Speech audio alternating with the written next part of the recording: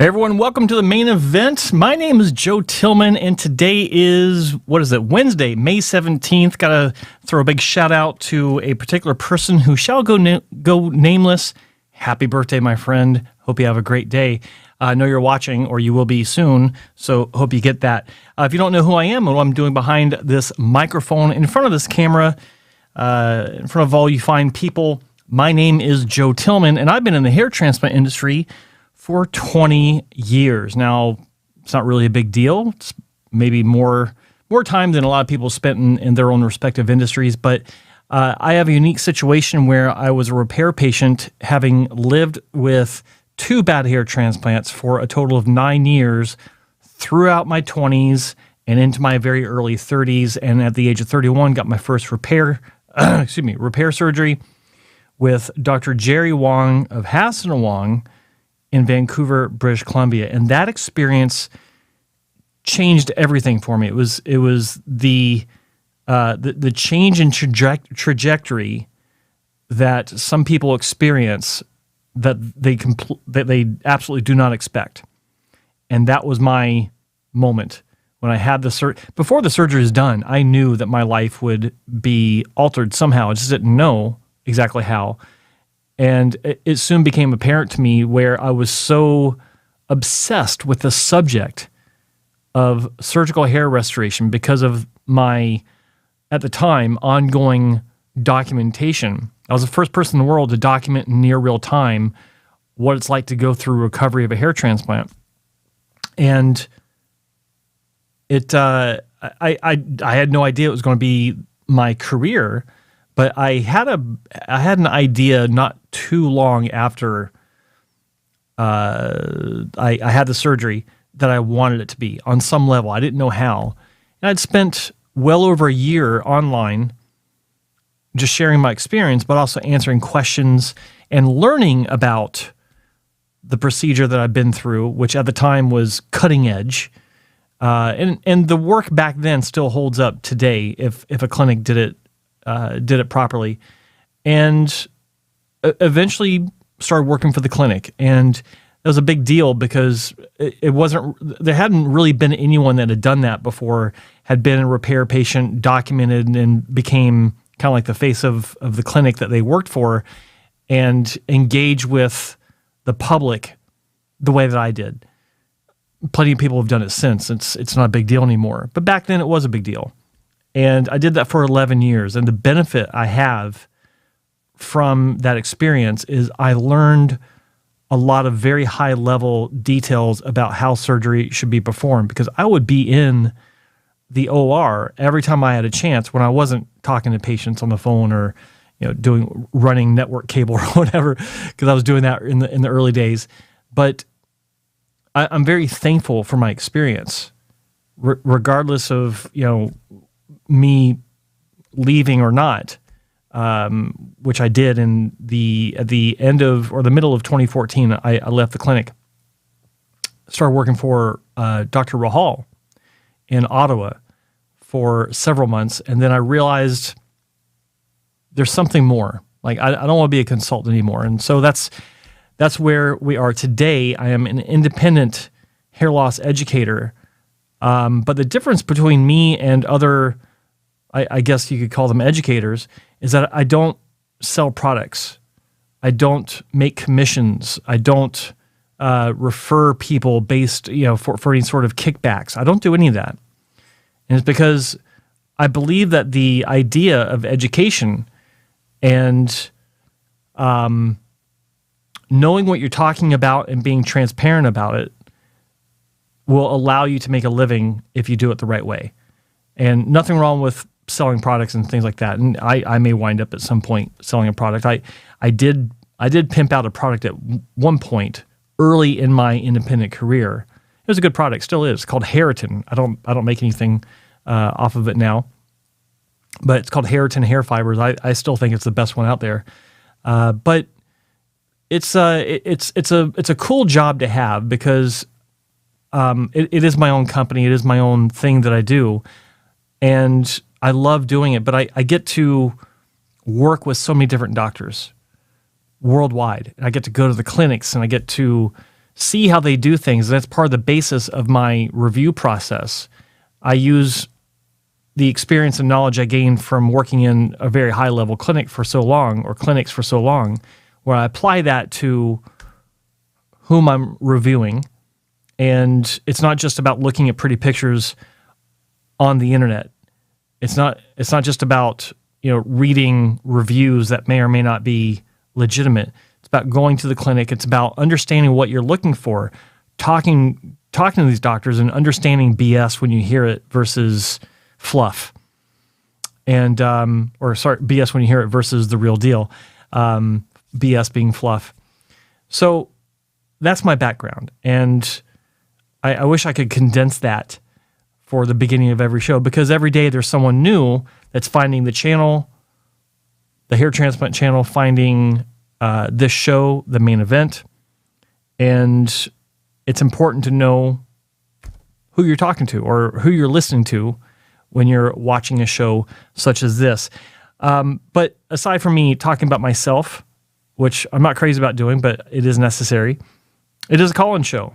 And I am here to answer your questions about hair loss treatments, and hair transplant surgery. The number is toll-free in North America. It's 1-833-563-4247, just like it says down here in the corner. If you're watching, if you're listening, I just rattled off the phone number for you. You're welcome to call and ask me questions about the industry, about doctors. If I know anything about them, I'll tell you. I know a lot of doctors. Many you've not even heard of. But it's a fun gig I've created for myself. I'm enjoying it every day. And by the way, in case I forget, or before I forget, a reminder for tomorrow's episode. It'll be Thursday, May 18th. I have a very special guest that will be live from Melbourne. I think it's in Melbourne, Australia. Pretty sure it's Melbourne. Dr. Bevan Boyrule from Sinclair Dermatology, which is the OG source for oral minoxidil studies. Everyone else that's out there that's been talking about oral minoxidil for hair loss got their ideas from this place. And Dr. Bevan Boyrule, he's been there for several years. He works closely with all the information that they've learned over the years from having studies with oral minoxidil. And I felt it was important to bring him on, number one, because he's a hell of a nice guy. Very easy to talk to, ethical from what I can see. But there's a lot of talk about oral minoxidil, and there's some great people out there talking about it. But I felt like it would be a benefit to you to have someone from the source, from the original resource of studies for oral minoxidil. So I hope you guys will tune into that. That will be the same time tomorrow as it is every day, which is 3 p.m. Pacific time, 6 p.m. Eastern, and 10 p.m. Greenwich Mean Time, which is 11 p.m. London time. And then do the math depending on your own time zone. 1-833-563-4247. It is a toll-free call. Feel free to give me a ring, and let's talk about hair loss and hair restoration surgery. In the meantime, let's go to some questions in the chat room. By the way, thanks everyone for joining in the chat room and watching live. Do me a favor, hit that like button. Show me that you appreciate me being here, taking 2 hours out of my day, every damn day, Monday through Thursday, to talk to you about what you guys want to know when it comes to hair loss. So let's see. Bobby LIncon, thanks for joining. Thanks for being in the chat room. Appreciate you being here. How many grafts have you had taken out of all of your transplants combined? That's a good question. We don't know exactly, because in my first two surgeries, which were mini micrograft strip surgeries from the early 90s, the graft count was supposedly 600 to 800. Hold that thought. I'll get back to that. Hey, you're on the main event. What's your name and where are you calling from? Hi, Joe. This is Brian from Pennsylvania. How are you? Hello, Brian from Pennsylvania. I'm doing well. How about yourself? I'm doing terrific. I've been a hair loss sufferer for about 34 years. Okay. And I'm actually calling for my son, who's 19. I'm 55, and my son's 19. And I've been on medication all these years and have maintained a pretty good head of hair. My son has started to lose his hair around the age of 18. Uh-huh. And I'm a physician, and I started him on finasteride. Okay. And he's gotten a fair result in the last 4 months. I mean, he's clearly stabilized, and it's improved. Do you think at such a young age there's a benefit to adding oral minoxidil to him since he's early in the hair loss journey? Do you think he would get a better recovery if I started it earlier rather than just sit back and let him ride it out on the finasteride? That's a great question. Being a physician, have you read any references about oral minoxidil or minoxidil in general and the side effects? Yep, I take minoxidil. I'm on 5 milligrams a day myself, as well as dutasteride. Okay. 0.5 milligrams daily. So I'm pretty familiar with the product. I've had no side effects at all on the medication. I mean, the most concerning one for me would be the pericardial inflammation. You can get pericarditis from, minoxidil.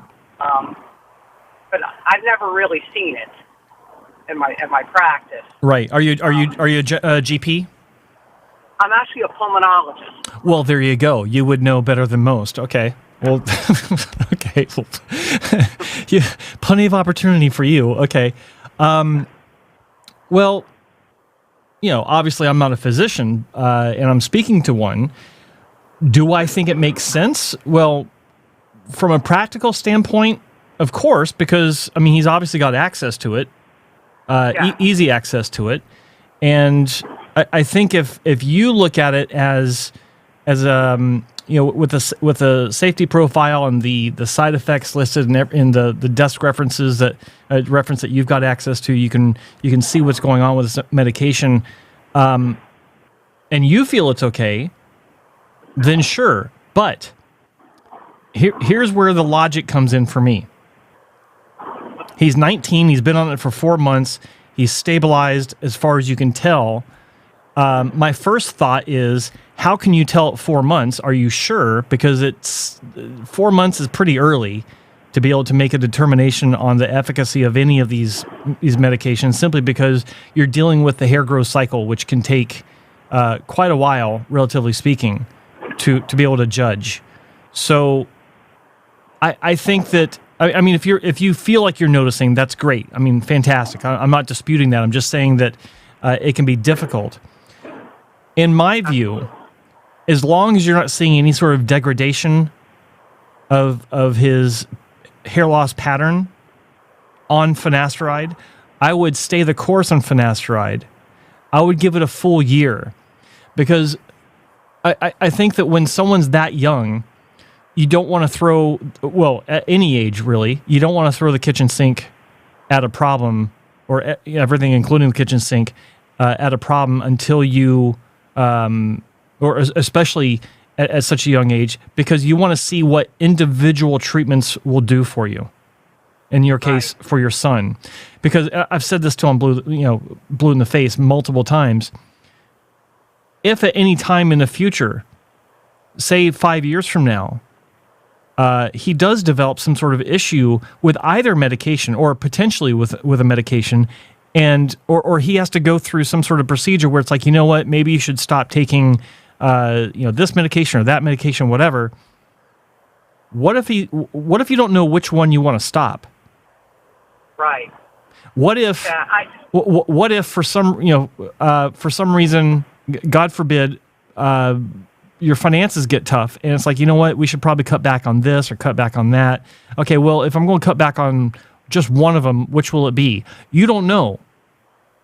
You don't know which one works best. You don't know which one might be useless, because you're taking both of them at the same time, and you haven't given finasteride enough time to actually show you what it's going to do for the medium term, not short term, but the medium term, which is, I think, a better approach. That's just my opinion, but maybe give him. That's really the approach. That's the approach I took in my own life, because I started finasteride when I was around 1999. Yeah. and I did pretty well on it without seeing any signs of loss, any additional loss, until probably 3 or 4 years ago. Yeah. Where I lost a little bit in the temples, and at that point, I added the oral minoxidil, and I did get a pretty big boost. But I did go all those decades with just finasteride as my maintenance.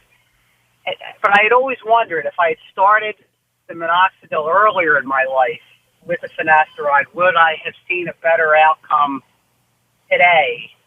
Mm-hmm. Well, the great thing about being 19 is he's got plenty of time to make that decision and make that change if he and you agree to do that. I mean, obviously, do what you feel is best. You're the doctor, but I think it makes sense to try one at a time. Like just give it a year. Yeah, and see where I'm at with them. Yeah, see where you're at, reevaluate, and make that call then. I think at 4 months, it's premature. Absolutely. Well, I appreciate your input, and I really enjoy the show. I listen every day on my ride home from work, and awesome. I actually saved your number, and I was like, I'd love to just give them a call one day, but thank you. Well, I appreciate that. Thanks so much for calling, and I appreciate the support. Have a good drive. Absolutely. You too. Thank you. Take care. All right, take care. Bye-bye. That was a great call. Toll free 1-833-563-4247. I appreciate the doc give me a call to ask me for some advice. That's always cool. Yeah, guys, give me a call. It's toll free in North America. You can also call using, I believe, any sort of calling app like Skype or whatever else is available, where you can call regular landlines, toll-free lines, whatever's out there. Let's see what else we got out here. By the way, do me a favor, hit the like button, especially after that call. That was a really good call. It was a very basic question, but it was also it's a question that I think I'm getting every day now, not just on the show, but in emails or DMs on Instagram. By the way, follow me on Instagram at Real Joe Tillman, or is it at Real Joe Tillman or Joe Tillman Official? I keep forgetting. Let me look that up real quick. Producer, what's my Insta? Yeah, it's Joe Tillman Official. Thank you. You like that? Does it make it sound like there's more than one person here? At Joe Tillman Official on Instagram. You can follow me there and show your support. Really appreciate that. And we got a call.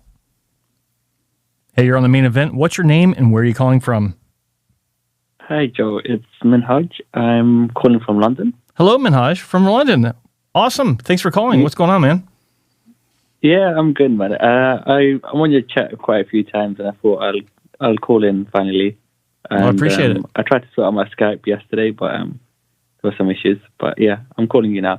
Right on. So I'll give you like a bit of I'll give you a bit of background about my hair loss. Is your name Manhaj or Manhaj? Manhaj. Menhaj. H-A. Yeah. I was wondering if I heard an H in there or not. So, all right. Sorry. Go ahead. Tell me the situation. So, yeah, I started to lose my hair when I was 18, but it was very, very slow, so like slight temporal recession. And then I went on finasteride when I was 23, so 5 years later. Mm-hmm. I'm 30 now, and I think finasteride just slowly slows down the progression. Mm-hmm. And I'm kind of not that happy with my current hair, but it's okay at the moment. But I wanted to know, what's a good way to track my hair loss, because I feel as though it's moved not that much, but maybe a millimeter every single year. So maybe it moved a centimeter. Yeah. Within the last 7 years. Okay, fair enough. Well, I think the easy way to track it is simply to take photos at regular intervals and compare. Okay. So, some people would say, well, take a set of photos every year, but I think that I think it's easier to, it's more comprehensive as far as your ability to self-analyze by taking a set of photos every month. Like if it's something that's really concerning you and you want to be able to get a handle on this, it'll also help you to feel better about the situation, like you're actually doing something, by tracking it monthly as opposed to taking a set of photos and then waiting a year to take another set. You'll go stir crazy trying to deal with that. So I think that you need to find a place in your home that's reliable, that's consistent as far as the lighting, and there's a place where you can place a camera. I would recommend, if you have a good camera, to use that. But if you're stuck with a smartphone, which is fine, I would invest in a small tripod or tripod extension or accessory if you already have a tripod to hold the phone for you. Okay. Don't do this thing where don't go into your washroom. Like most people use the washroom. Don't go into the washroom and hold your camera off to the side and think that you're able to line things up the same way every time. That's not going to happen. Okay. And for God's sakes, do not take off your shirt and then send your photos to a clinic, because for some reason, going off on a side rant here, but for some reason, it seems like there's a playbook that everyone reads. And if you're going to send consultation photos into a clinic, you have to be half-ass naked in your bathroom. I don't understand why that is, but I've gotten so many photos where I'm just like, why do I see the man's toilet? Why is he not wearing a shirt? Yeah.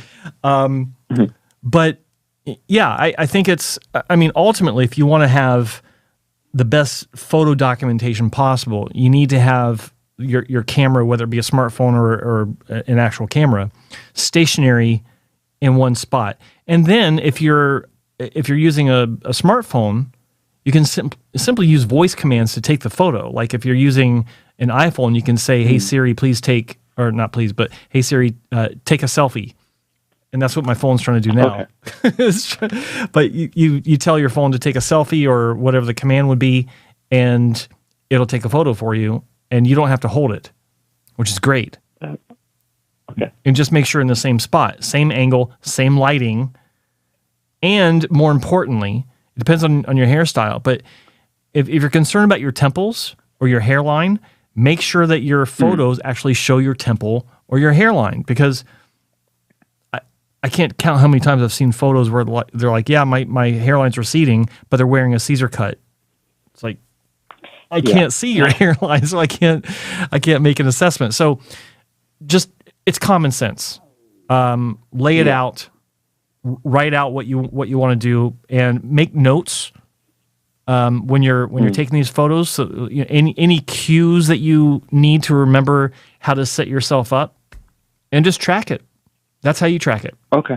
Now, I'll probably get someone. If you want to get complicated and you want to get really detailed, find an IAHRS accepted member surgeon clinic and ask them if they can track your hair for you through a series of measurements, like tricho test measurements, where they're actually measuring the diameter of your hairs. They're measuring the density in specific areas. And that's one way that they can track it as well. It helps to develop a relationship with a clinic instead of just showing up and saying, I want you, get a test and I'll come back in 6 months. Get to know them, maybe talk to them about, they can be your prescribing clinic for your medication, just so that they can get used to your details, and still at the same time, take your own photos as a backup resource for your own basic study, if that makes sense. Yeah. No, that definitely makes sense. Okay. Because my hair loss is slowly regressing, I went into oral minoxidil as well. I feel as though it's stabilized, but obviously I'll take pictures. Mm-hmm. Would a hair transplant still be like an option for me? Obviously I'll speak to a doctor about it, but because my hairline probably on finasteride probably receded by like half a centimeter or a centimeter within the last 7 years. Mm-hmm. I'm thinking whether it's still an option. Well, I am 30 now, so yeah, you're 30 years old. What's the history of hair loss in your family on both your father's side and your mother's side?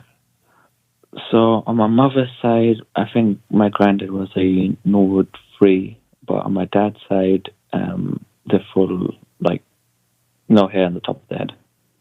Oh, a full on Norwood. Yeah. Okay. But my brother as well has been on finasteride for maybe over a decade, and he has a full head of hair. So Okay. All right. He hasn't receded on it. All right. So the brothers of the family have preempted the loss, but everyone that came before you on your father's side have gone bald. The men. Everyone on my father's side, on my father's side, everyone's bald, but in my family, the people that are on finasteride are like good responders. Haven't receded. Yeah, good responders. Yeah. Okay, all right. Well, I mean, on the surface, just listening to you, having never seen any photos or video, it sounds like you might be a good candidate. But I would talk to whomever you decide to talk to about anything non-surgical. Consider, like, you got your medication thing worked out. You've been taking finasteride for a long time. You started oral minoxidil. When did you start? 6 months ago. 6 months. I started on the foam, and then I went to oral. Maybe after a month of using the foam. Okay, so oral minoxidil for 5 months. Minoxidil in general, 6 months. Minoxidil maybe 1 month. Yeah. So oral 5 months. Sorry. Yeah. Okay. All right. So scratch everything I just said. I would wait at least another 6 months to see if you're truly responding well to oral minoxidil, because at 5 months, you don't really know if it's stabilized everything, because you're already creeping very slowly with finasteride. So you can't really tell month to month, every 6 months, maybe every year you can. Like you said, it looks like it's gone back maybe a millimeter after about a year. So you don't know if oral minoxidil will stabilize you yet. You still have an opportunity to see if it's going to turn things around, like it can actually improve things. Give it a few more months. Or you may see that, 7 more months from now, your hairline has receded another millimeter. You don't know. So I would give it at least another 7 months till you're at a full year of oral minoxidil, see how you're responding. Okay. And then you can consider the surgical route if it looks like it's stabilized you and it's not allowed things to get any worse. But here's my important question, most important question.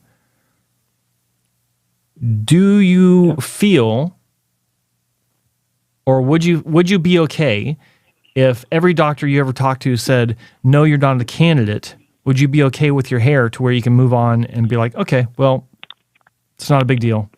I'll just keep doing what I'm doing. I'll have to accept it. I'm sorry? I'll be okay with it. I'll have to accept it. So I'll be okay with it if every doctor said, I'm not a good candidate for hair transplant. I'll have to accept it. So, especially the ones that are on your website, or the ones that I deem right. Good. So when you look in the mirror and you're going out with your friends, or you're going on dates or whatever, is your hair loss an issue? Like, do people talk about it, or is it just something that you're noticing and you just want it to be better because you miss your hairline from when you're 19, when you first started medication? No one notices it that way. It bothers me a bit because my hair's really, really thick and really, really quite dense as well. It's just slightly regressed in the temple. So I feel like a small transplant, it wouldn't make me worry about it in terms of putting it into a certain style, or maybe covering the temples. I think it would just give a better frame. So I feel like it would just be a little bit Manhaj, better. don't get a hair transplant. Don't get a hair transplant. No, you don't. You are not in a position where it would make sense, because he said something else that I don't know if anyone else caught on to. Like, everyone in the chat room, I'm not seeing what they're saying, but I'm sure that the regular listeners and chat participants saw where I was going with this. You probably did too. But here's another thing that I picked up on. You just said that your hair is very thick and dense, so the hair that you have. So that means that any transplant that you have would also have to be equally thick and dense, aesthetically speaking. Not literally on a graft-to-graft comparison, the same density, but it would still have to be pretty dense. And if we take that somewhat flawed approach of the 50% rule, where if we can get 50% of your native density back, then it looks like a full density, which is not accurate, by the way. But if we were to take that rule, and you already have thick hair, let's say that you have above average density and thickness, just because you're talking about it being so thick and dense, then that 50% is higher than maybe what most clinics would feel comfortable doing, without saying, you know what, let's do a lower density first pass, come in for a second one to kick it up a notch so that it blends and is aesthetically equal to what you have already, right? So I think that potentially you'd be looking at 2 surgeries, and the chances of failure or something that happens where you're not entirely happy, it's always there, no matter who you choose, no matter who you go with. So that's why that's the first reason why I think that you're not a candidate. You don't need to go through this. It's not like it's affecting you in any way that you can quantify, except for when you're looking in the mirror. No one's commenting about it. I'm not hearing any real issues. And I think that because you said that you can live with it, you should. You should. Okay. Yeah. Don't be in a rush for surgery. Like, you've done everything right so far. You've taken a lot of time to just let medication do what it's going to do. Continue that route. Give oral minoxidil the time it needs to do what it's going to do, and reassess. But everything you're telling me now, I don't think it's a good idea for you. Okay. All right. I appreciate your advice. I'll start taking pictures. I'll track it a little bit more. And then, I'll see how it progresses. All right. Let me know how it goes and how it turns out, okay? Sure. All right. All right. Thanks for your time. Thanks for calling, Manhaj. Bye-bye. All right, cool. Bye. That was a nice call from London from Manhaj. Toll free, 1-833-563-4247. Give me a call. Let's talk about hair loss and hair restoration. Any questions you've got. Now, I think I was talking, what was I saying before? I was talking about, how many grafts have I had in all my surgeries? In the first 2 surgeries, we're not sure. I was talking to Dr. Wong about this a couple times. And of the 600 to 800 grafts I supposedly received in those 2 early surgeries, if we were to convert those micrografts and mini grafts into proper follicular units, we both determined or agreed it would probably be equal to about 2,000 grafts, but they didn't all grow. There's only 300 grafts growing that we could see, and it was easy to see them because they're so big. So of those grafts, it's probably about 900 follicular units. We would round up to about an even 1,000. And then with Dr. Wong and all the surgeries I've had, and even the little experimental surgeries, even the 100 graft little test sessions I've had, I believe, I forgot the exact number. We came up with like 11,000 something, 11,500-ish. And so overall, with all the work I've had, maybe 12,000. Maybe. My hair is fairly fine. And yeah, I'm pretty happy with it. And, it's interesting. I was comparing, or not comparing, but I was looking at a result of a fairly famous patient by one of the clinics I work with. And I was thinking to myself, he's had like 14,000. And I thought, the only difference between me and him, I mean, his hair is more coarse than mine, is his hairline's lower. And it looks good. Like I'm actually very impressed with the result. I'm working on a video where I'm showing aggressive hair loss cases that have been turned around, and some of these results are mind-blowing. And I say that because there's one particular case that the clinic performed 2 surgeries on a very young Norwood 7. He's almost beyond a Norwood 7. Like, it was a tough case. And I'll be damned if he doesn't look fantastic. Crown's still thin, but it's just one of those cases where I'm looking at it, and it's like, I don't know of a single legitimate, like, reputable clinic that would have taken this case on.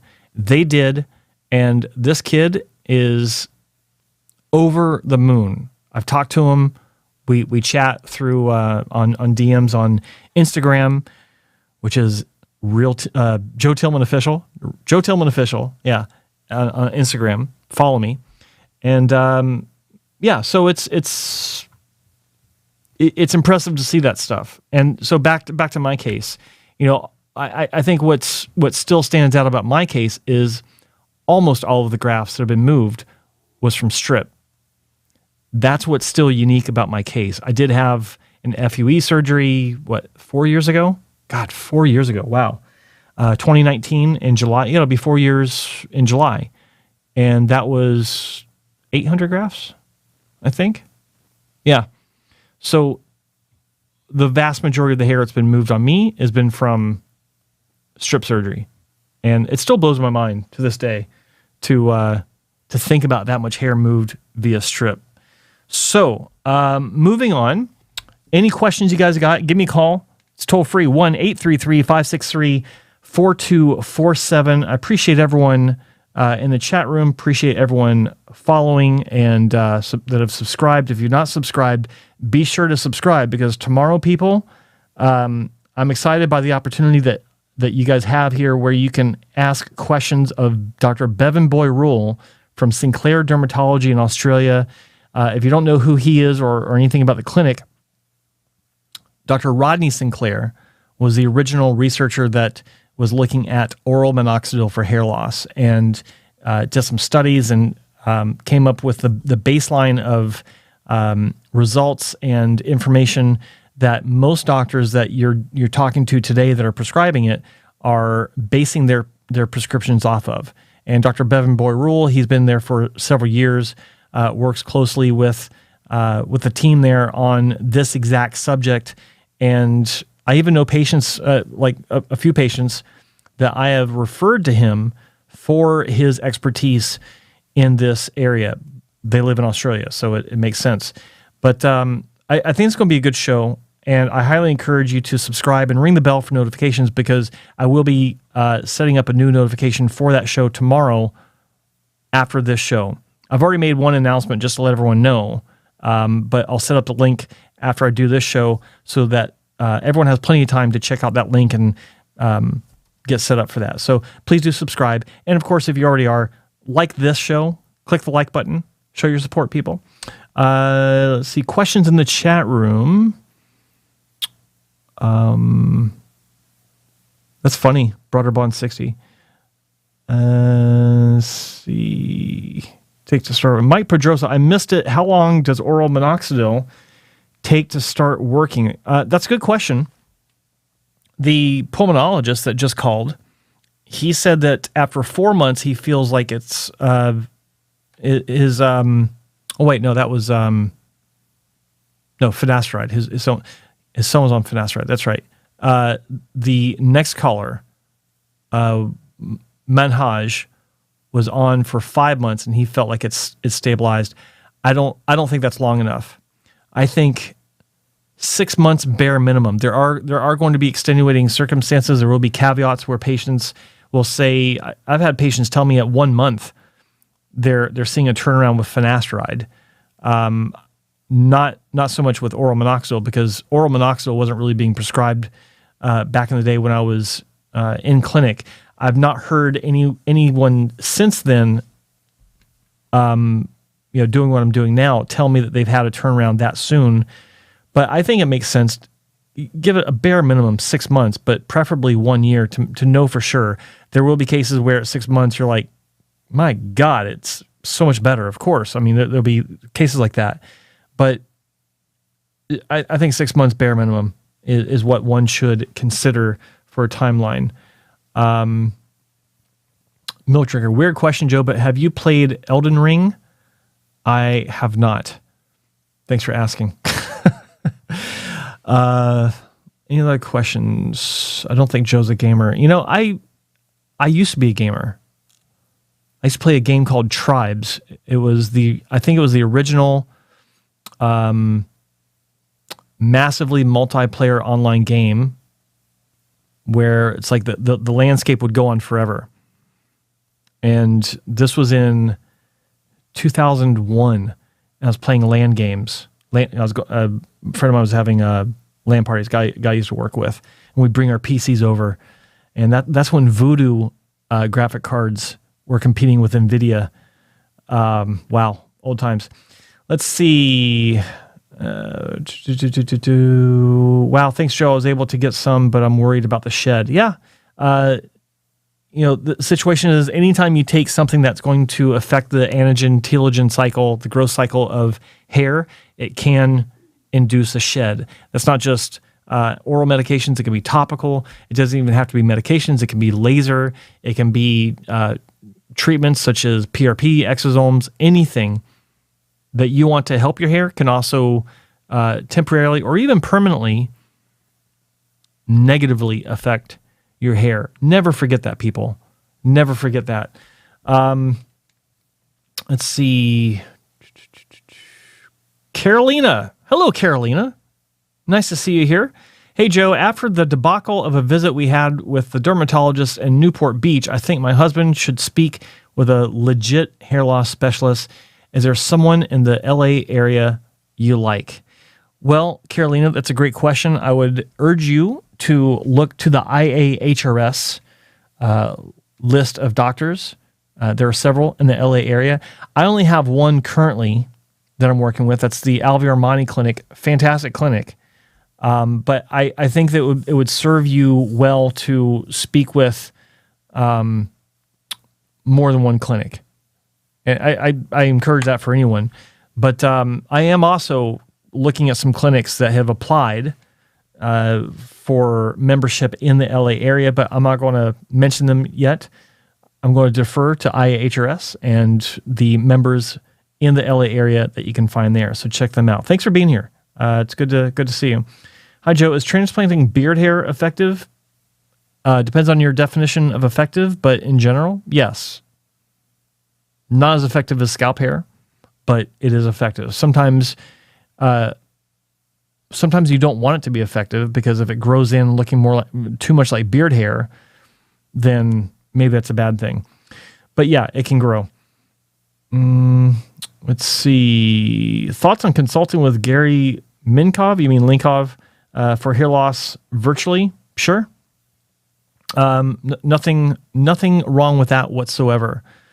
Let's see. Any other questions? People, you can give me a call. It's toll free 1-833-563-4247. As always, if I don't get the calls, you don't get the live stream. I will be wrapping this up. It's currently 3:48 Pacific time, and likes are going up. I'd like to see some more likes, please. There's some new people that are joining us. I appreciate you guys joining the show. If you haven't seen us before, this is the main event, and I am sitting here talking about hair loss and hair restoration, answering questions, hopefully when you call, and also from the chat room. The number's toll free, 833-563-4247. Let's see. There is another question here. Hassan Al-Muhje asked you this yesterday, but I went to sleep. That's okay. I didn't see your question. What's your thoughts on Verteporfin on hair transplants, and what are your thoughts on Haskey? Seems like a scam. Oh, I'll try to get to your question in a bit. Hey, you're on the main event. What's your name and where are you calling from? Hi, this is Jim from Peoria. Jim from Peoria. How are you? I'm good, thanks. Right on. I was going to share, I guess, my oral minoxidil story. It's a hot topic this week, and a lot of questions coming through. Okay. So I started last, I think it was in August, and I started out on the 1.25 milligram dose just to make sure I didn't have any of the more severe side effects, which I didn't. I did that for about 6 weeks, and then I upped it to the 2.5 milligram, and then wasn't really getting the result. I did that for about 6 months. So I wasn't getting any negative side effects, a little water retention, I guess, more than anything, a little bit of weight gain, but nothing severe. And then I recently upped it to 5 milligram just a few weeks ago. So So for me, it hasn't been a negative regarding side effects, but I also haven't reaped the benefits from it either. Interesting. And okay. that was after many years, 6-7 years on topical minoxidil. Never really gained any growth. Was able to maintain because I was taking finasteride at the same time. Okay. But I never really grew anything new with minoxidil. So it could just be that I'm not a great responder to it. It could be. Just like with any medication, I've seen countless people that have zero noticeable reactions, good or bad.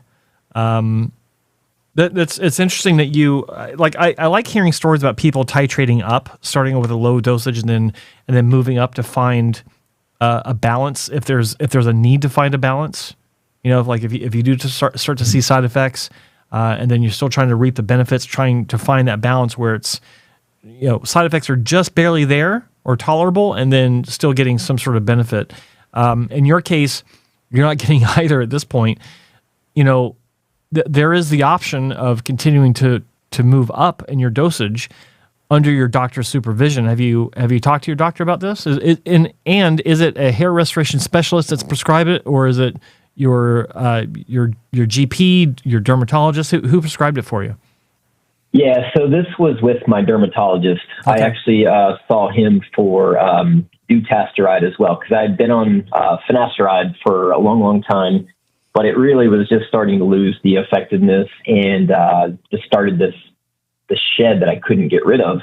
And so I did start dutasteride. And again, that was about 8 months ago. Okay. Still shedding. So it's been a while for both products. Haven't really noticed a lot of benefit here. So I think some of the questions in the chat were related to shedding, and I wish I could say that it was from the product, or maybe it wasn't from the product, but I can't really confirm because the shed has sort of been going on simultaneously, both before and during now for the last several months. So but my dermatologist did suggest, the 1 he's the one that suggested the lower dose, and then the 2.5 and then the 5.0. And he didn't really seem concerned about that at all. He's sounds like he's prescribed this many times over to a lot of his patients. Okay, good. Well, good. That's good to hear. So I'm curious about the transition you made from finasteride, or why you made the transition from finasteride to dutasteride. You said that you started to have a shed while on finasteride. Now, the question I want to ask is, did anything about your source for finasteride change? And can I assume that you were taking generic? Yeah, I was definitely taking generic, and I felt like the source had changed as well. And I honestly, I don't remember. When you get the prescription from your pharmacy, I don't really, because it was working for, like I said, 5 or 6 years. I just never really got to the point where I was looking at the actual manufacturer. Yeah, there's no need. Yeah, it's like but, it's not even. But at some point, it really just stopped working. Yeah. So that was why I made the move over to dutasteride, because I just assumed. I don't know if I correctly assumed, but I assumed that I was just losing, or the product was losing the effectiveness for me. Right. Okay. So that's. I'm glad that we're talking about this, because I think it's important for people to remember that finasteride doesn't actually suddenly turn off. Like, it doesn't lose effectiveness. Your body doesn't build up resistance to finasteride. And I'm not talking to you specifically, but people that are watching and listening, this is something I hear all the time. It just doesn't work like that. So in your case, I think that you confirmed that maybe you feel like it did change. That might be part of the problem. And I say that because I've heard this many times before, and I bring it up because early on, when generics first became available, it was the last thing I would have thought to find out if the source had changed. And it was only after speaking to a patient that I'd had 15, 16 years ago, where it was a question that I went up, or a phone call I would get quite often over a period of time. Hey, Joe, how you doing? I'm calling because my finasteride stopped working, or my Proscar stopped working. And I'm like, what? That doesn't make any sense. And so early on, I identified that these patients did switch, or their source was switched on them for their finasteride. And my suggestion is, there's always the possibility that even your generic dutasteride that you switched over to, maybe it's not, like, I don't know where you're getting it from, but maybe that's not a fantastic resource either. So maybe try to go back to baseline as far as the basics. See if you can get dutasteride as Avodart, the original form, the name brand. Yeah. It's pricey, but try that. That's actually what I'm taking. I am taking the name brand Avodart, and okay. Well, there you go. Good news there. I actually am not having any side effects with that either. I don't feel any different. I started taking it simultaneously with finasteride, just kind of alternating, like and flipping trying one to dutasteride in per week, transition and then over twice a week, and then transitioned out. Yeah. So now I'm taking dutasteride every other day. So it's 3 days a week. And I did just have some blood work done. So my DHT, and I feel like this is a low number. I had blood work done twice in the last year, 6 months. 5 months ago, it was at a 9, and the free was at 0.75. And then this last one, DHT, was only at a 5. No scalp issues, so no dermatitis. So the same dermatologist checked for, dermatitis, and then just anything, redness, skin. I don't have dandruff, anything like that. So there was nothing visible. Okay. A little bit of underlying stuff that was really hard to pinpoint. So I did get allergy tested and looked for some other stuff. The one area that my blood work showed me that was a concern, though, was my ferritin was low, which is like, your iron stores. Yeah. Oh. And so my doctor put me on some ferritin supplement. So it wasn't like drastically low, but it was definitely low, just right on that border of being in the red. And right? I think something that's important for people to understand is, even if you're not considered to be low based on what people are saying on the interwebs, it doesn't mean that your system isn't more sensitive to that fluctuation or that lower level than the next guy or the next person. So first off, go eat a steak. Yeah. Well, by the way, I'm glad that I did get that ferritin checked, because my iron levels were completely normal, like in the middle of everything normal, but just the ferritin was low. So there is some correlation there with the hair as well. Yeah. So that's good that you found that. But more specifically, you mentioned you do have an inflammation issue. Can you mention that? Can you get drill down on that a little bit? I just feel like the itch from time to time. Well, I would say from time to time. Every day, like not all day, like not a, hey, I'm just like scratching my head all day, but it is sort of like this annoyance that'll come and go, so it'll just kind of be there.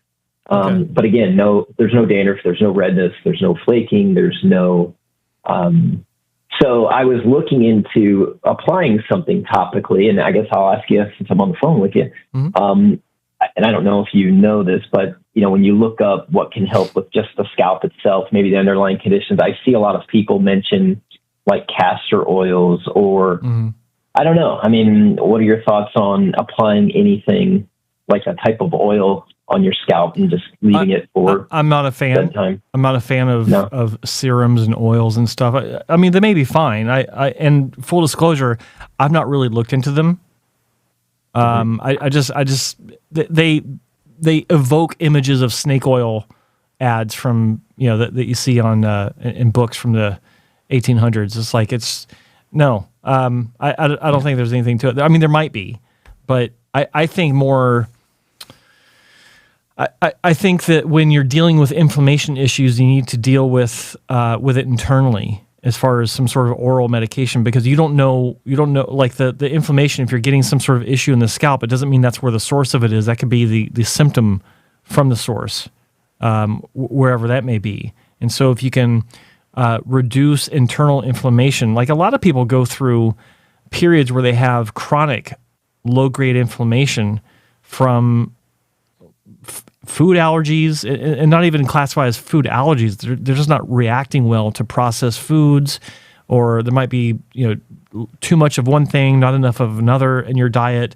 as far as like sugars and salts and things like that. So what I tell people in a situation where, they're working with a dermatologist, which you should be doing, is to look at your nutrition levels.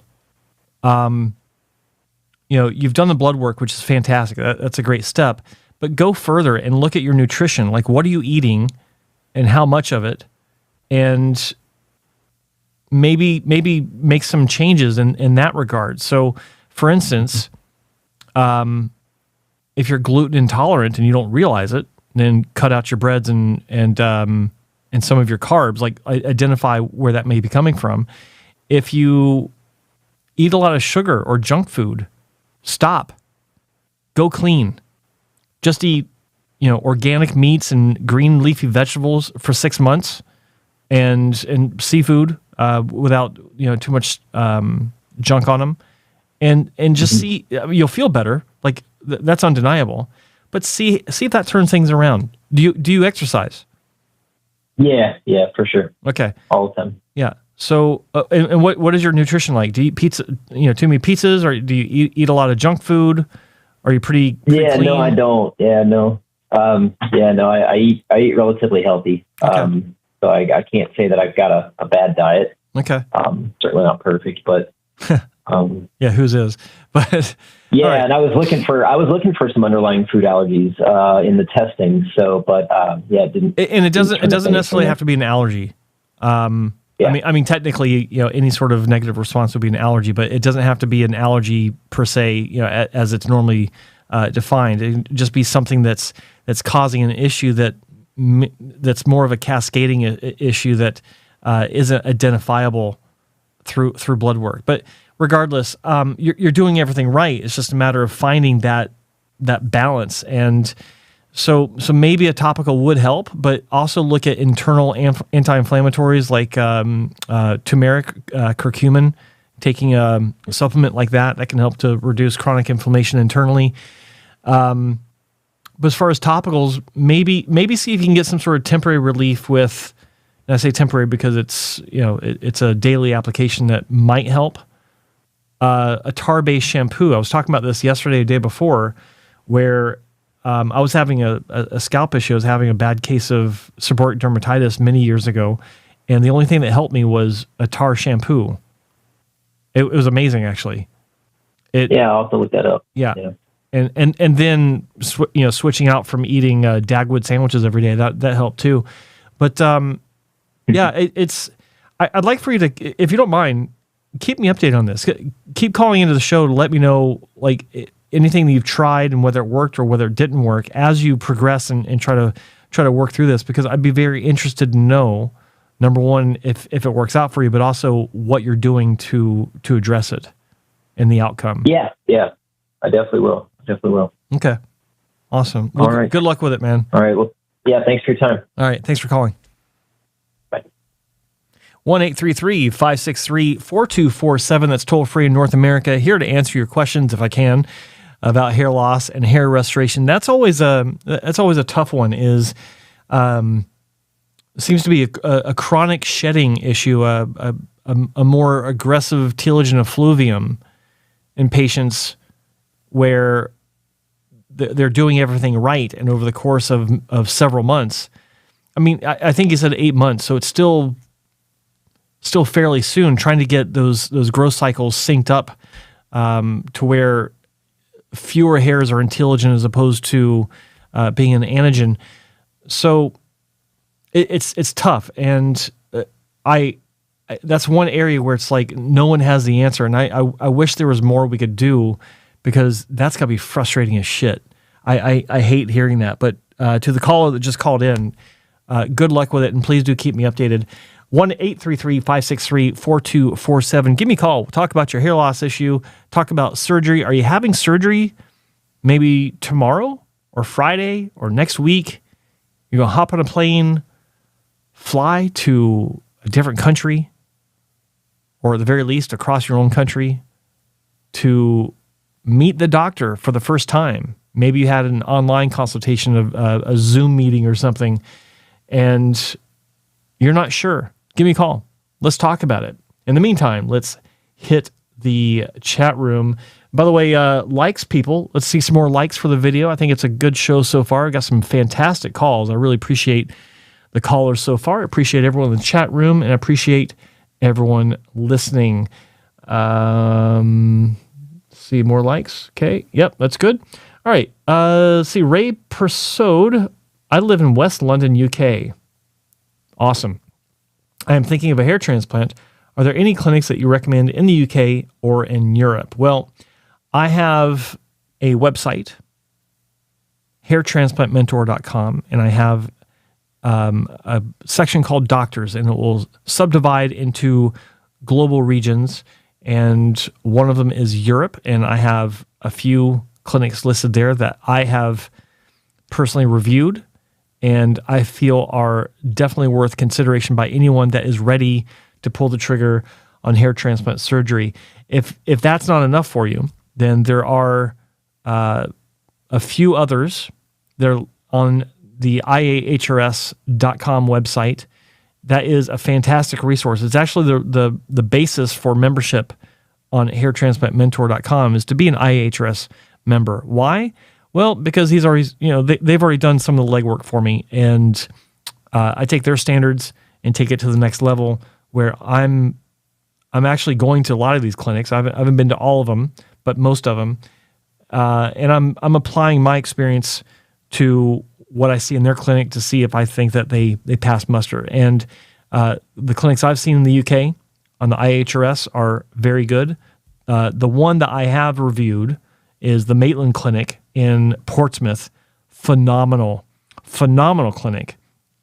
There are two others, one other that's definitely applied, and then two others beyond that one that one is talked about applying, and it's like, okay, well, whenever. And then the third one, yeah. So right now there's one that I can say for sure. Anyway, I hope that answers your question. Check out iahrs.org, for a great list of doctors in the UK. Hey man, just reminding you to answer my question. Yeah, that was Hassan. So your question was, got to find that. Damn, a lot of chats going on. I appreciate everyone with your conversations here on the side. I like seeing that. Okay, yeah. I asked you yesterday, but I went to sleep. What are your thoughts on Verteporfin on hair transplants and your thoughts on Haskey? Seems like a scam. Yeah. Okay. Caller, I'm going to answer. I'm going to put you on hold. Hey, caller, I'm going to put you on hold just a second, okay? Hold on. All right. So, see, that's dedication, man. I'm here for you. Verteporfin, I've spoken to several doctors about this. I talked to Dr. Cooley about this. He was my second guest on the main event a few weeks ago. And what he said was that he has followed it from the beginning. There's a doctor in Jordan that's been doing an in-house study. And Dr. Cooley thought that it was nothing groundbreaking. And everything I've seen, and I've talked to several other doctors about this, it's not groundbreaking. There's nothing fantastic about it. There are, and forgive me, I'm not real familiar with the exact protocols that are used to measure the progress of this little study, but I don't believe, based on what I recall, that it's eliminating other factors for what little results they've seen. I don't want to get into it because I might be misstating, but overall, not much. Haskey, yeah, that's been around for a long time. I think since, I'll say 2001 or maybe 2002 in various forms out of the Netherlands. And nothing to it as far as I'm concerned. I wouldn't waste my eyeballs on reading about that kind of stuff. But I mean, you do you. But yeah, I hope that answers your question. Let's get back to the call. Hey, you're off hold. You're on the main event. What's your name? Where are you calling from? Yeah, it's Morty from Brooklyn. Hey, hello, Morty from Brooklyn. How you doing, buddy? Oh, I'm good, man. I'm just kind of sitting here putting away in front of my computer, and I said, you know what? Let me give this boy a call. Yeah. Do I have it right? Either I missed Dr. Borul or it's next Thursday? It's tomorrow. Or is it two? It's tomorrow because today's Wednesday. Because today's Wednesday. I didn't know what Duh. I'm thinking to myself, what time zone is this man in? It's like, oh, he's okay. I'm in the freaking twilight zone is where I am. It's Thursday anyway. For him right now. Yeah, there you go. That doesn't work. Yeah, it doesn't count. What's up, man? Yeah. Not much. Just I was just listening in. I heard the mention of Verteporfin. I remember a year ago when that Jordanian doctor talked about it. I mean, the science is interesting because basically it works on something called the Ingrail-1 gene, which is a signal to stem cells to differentiate, and it can tell cells to either become I believe scar tissue, or it can tell them to try to regenerate. Mm-hmm. So that's kind of the interesting thing about it. So I thought that was sort of interesting. But the thing of it is that if you're using it for in the donor area for FUE, the wounds are so tiny that the amount of tissue that you're going to be regenerating is really, really small. And then you also have to take into account, okay, is it going to feel like making a hair follicle there or not? Right. You know what I mean? Because, you're talking about punches that are less than 1 millimeter in diameter. So, even if you could, I could see something like that being more useful for bigger wounds, like if you did a strip or something like that.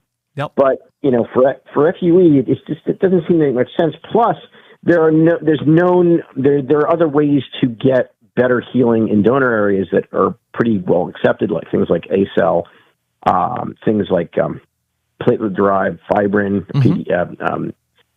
and those types of things. And they all result in really good-looking or very, very, they're almost nearly invisible extraction areas. One of the things Dr. Cole did was he did a study on a bunch of these different things, and he was able to get, situations where he couldn't find donor scars. And I think that he's not the only one. A lot of other doctors have found a lot of protocols to help with, improving. It's such a small area of treatment that there are even situations where not using anything, just a small punch, and the patient's healing characteristics alone make for undetectable, like literally undetectable scarring, where you can't see a difference in the tissue because it does fill in quite easily. And it looks just like skin tissue. But I think that, like, I'll go ahead and talk about my impressions of the Verteporfin. I don't like justifying it by calling it results. Like, it's just the outcome of what we've seen so far. I look at the fact that a lot of people overlook the transection issue when grafts are taken out. We don't know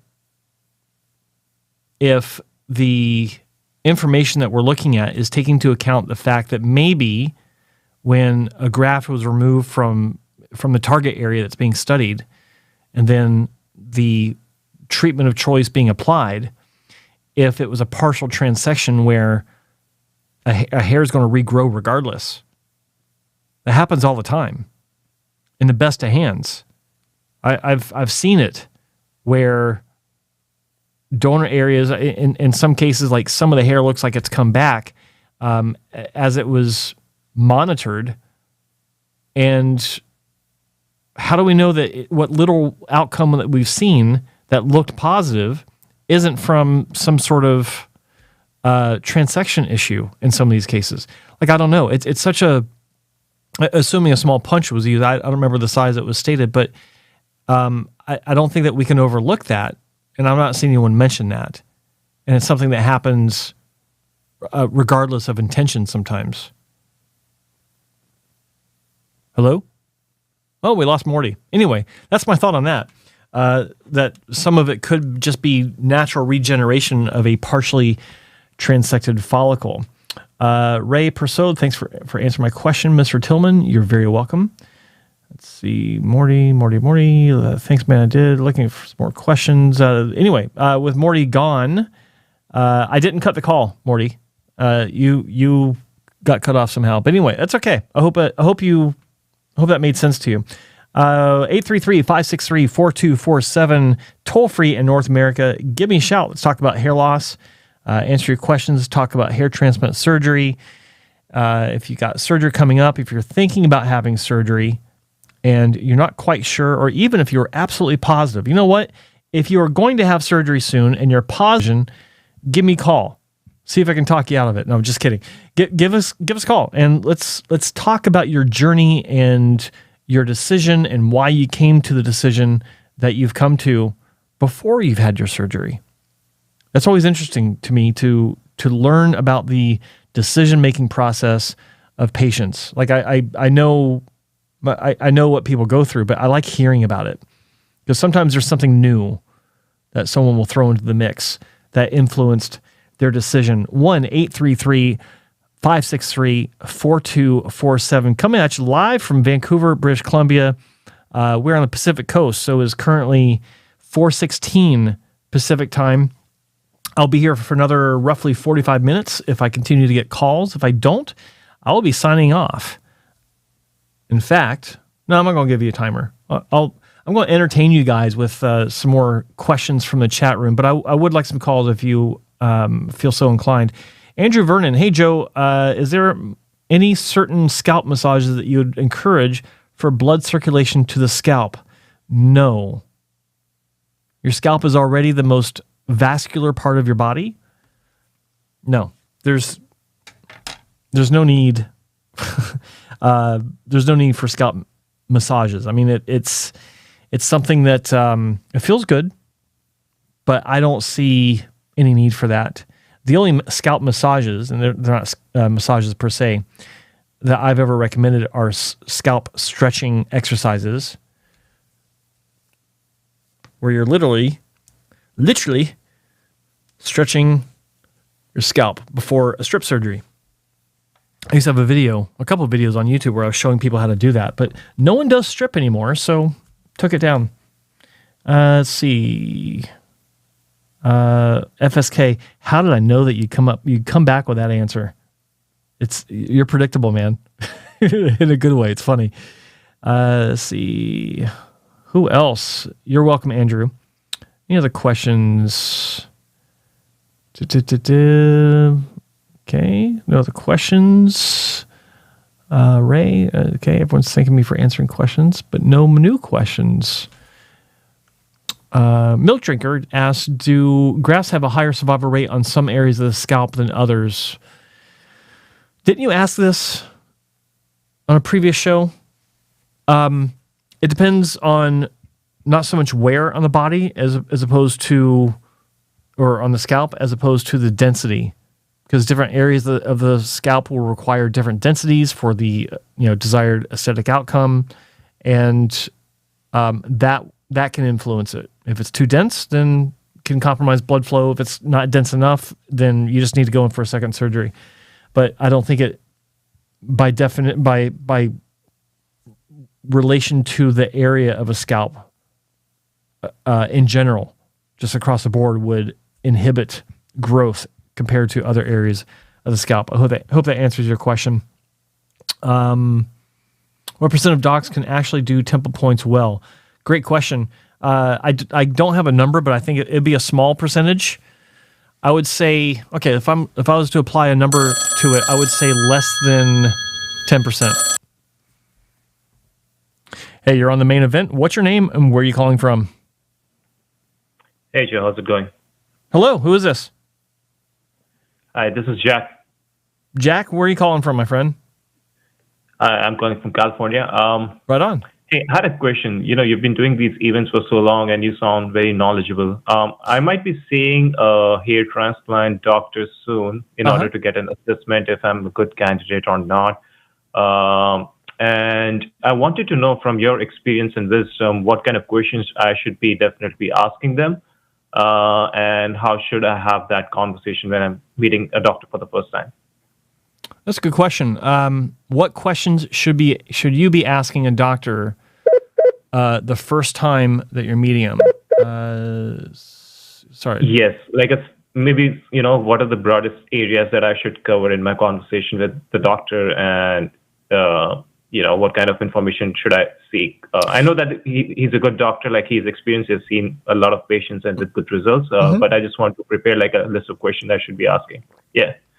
Well, I think logically the first set of questions you should ask are ones that you come up with on your own that you want to write down and take with you. And I say that not to, like, I'm not pushing off your question, but different people have different questions that is very personal to them. Okay. So I think that going into it, you want to, this is a good question. You want to, like, you'll be answering their questions at first. Like, you'll be filling out the form, and then you'll come in, and you may or may not be meeting with a consultant first. Regardless, if it's a consultant or the doctor, they're going to be asking you questions. And okay. And that helps to establish the flow of the conversation. Like, you're answering the questions, and then you'll wind up having questions of your own that pop up because of that. And it's a good idea to actually write that down. Like, it's something I've not talked about much, but if you're going into a consultation, it's a good idea to actually take a notepad with you. Not an iPad or any BS like that, unless you got the Apple Pencil or something equivalent. But take something that you can just write down questions as you think of them, because you will think of new questions based on the conversation as it flows naturally. Okay, I think that's important to do. I need to talk about that more often. But the questions that everyone should be asking is, I mean, they're the basic stupid questions like, how long you been doing this? What are your thoughts on hairline placement, and like all the basic stuff. But I think it's also important to ask, where did you train?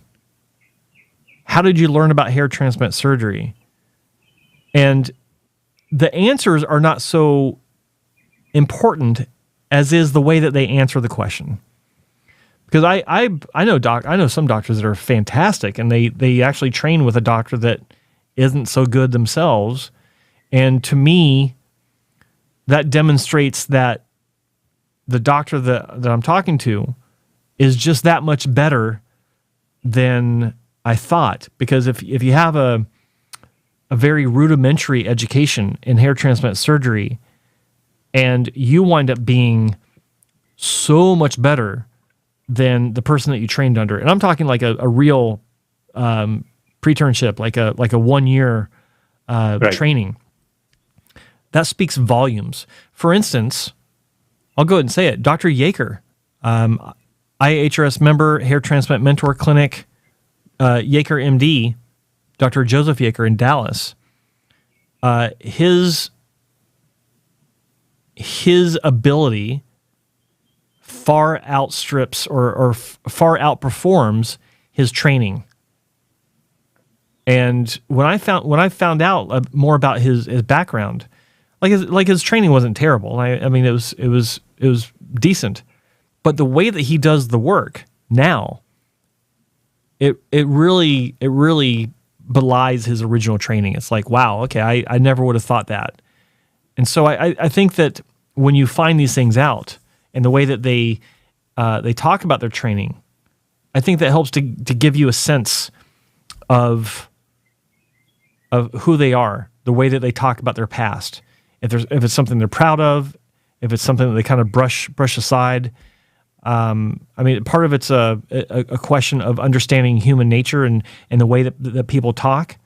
But it helps you to get a sense for the person.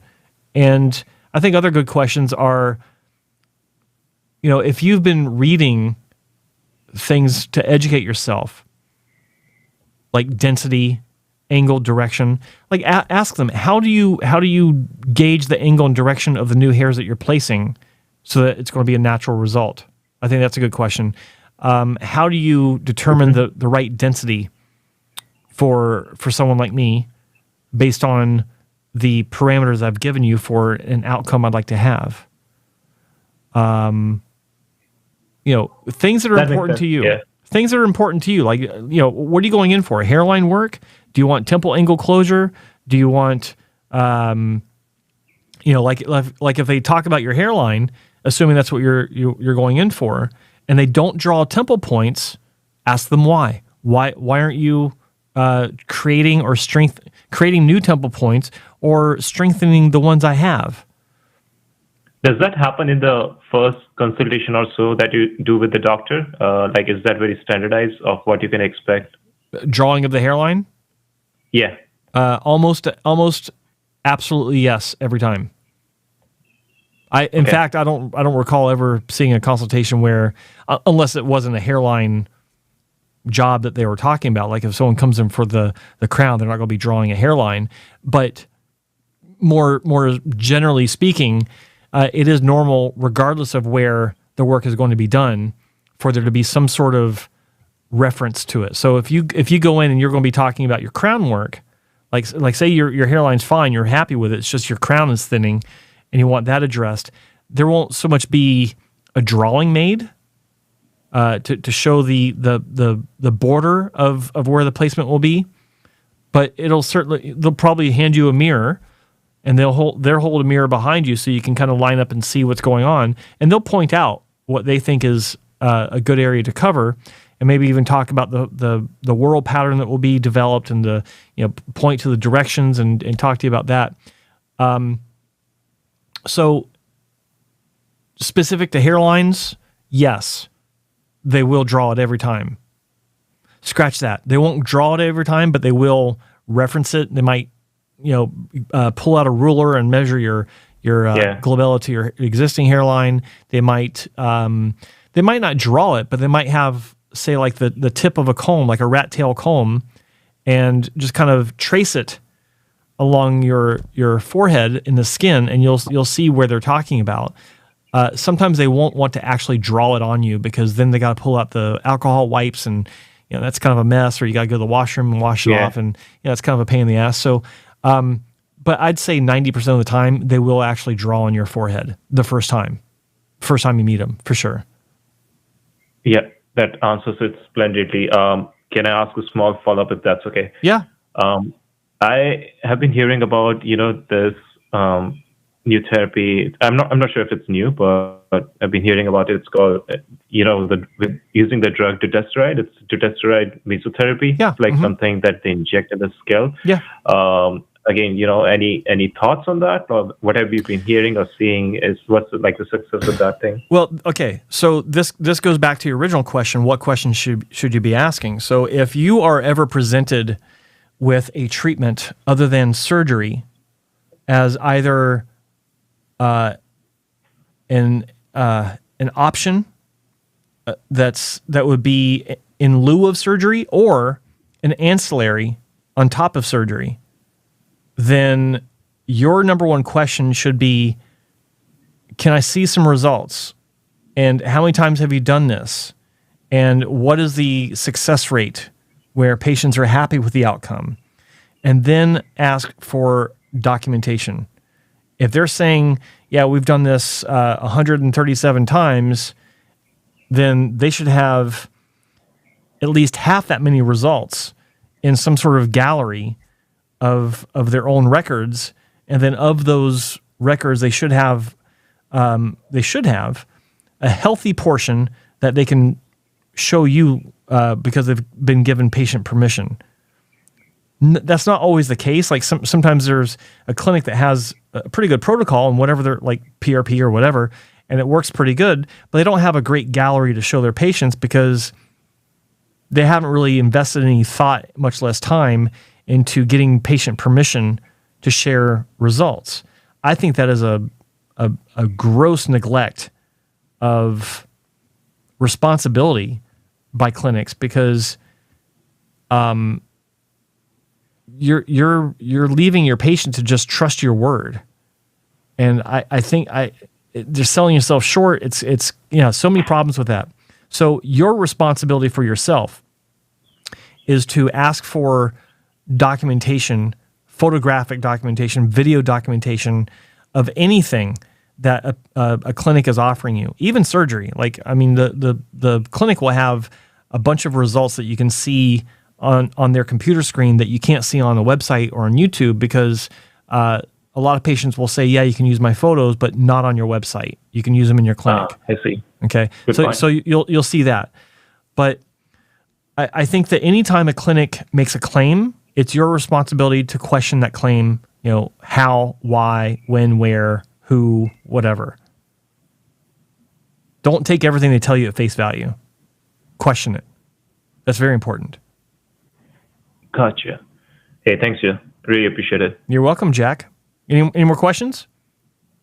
No, I'm just sort of still divided because, my situation is still salvageable. I think it's not too bad. I'm definitely considering a surgery because of my temporal points have receded quite a lot. Mm-hmm. But I also have good coverage elsewhere. So I was interested in this dutasteride mesotherapy, and I'm already on some medication, but doesn't seem to be working as of now. What medication are you on?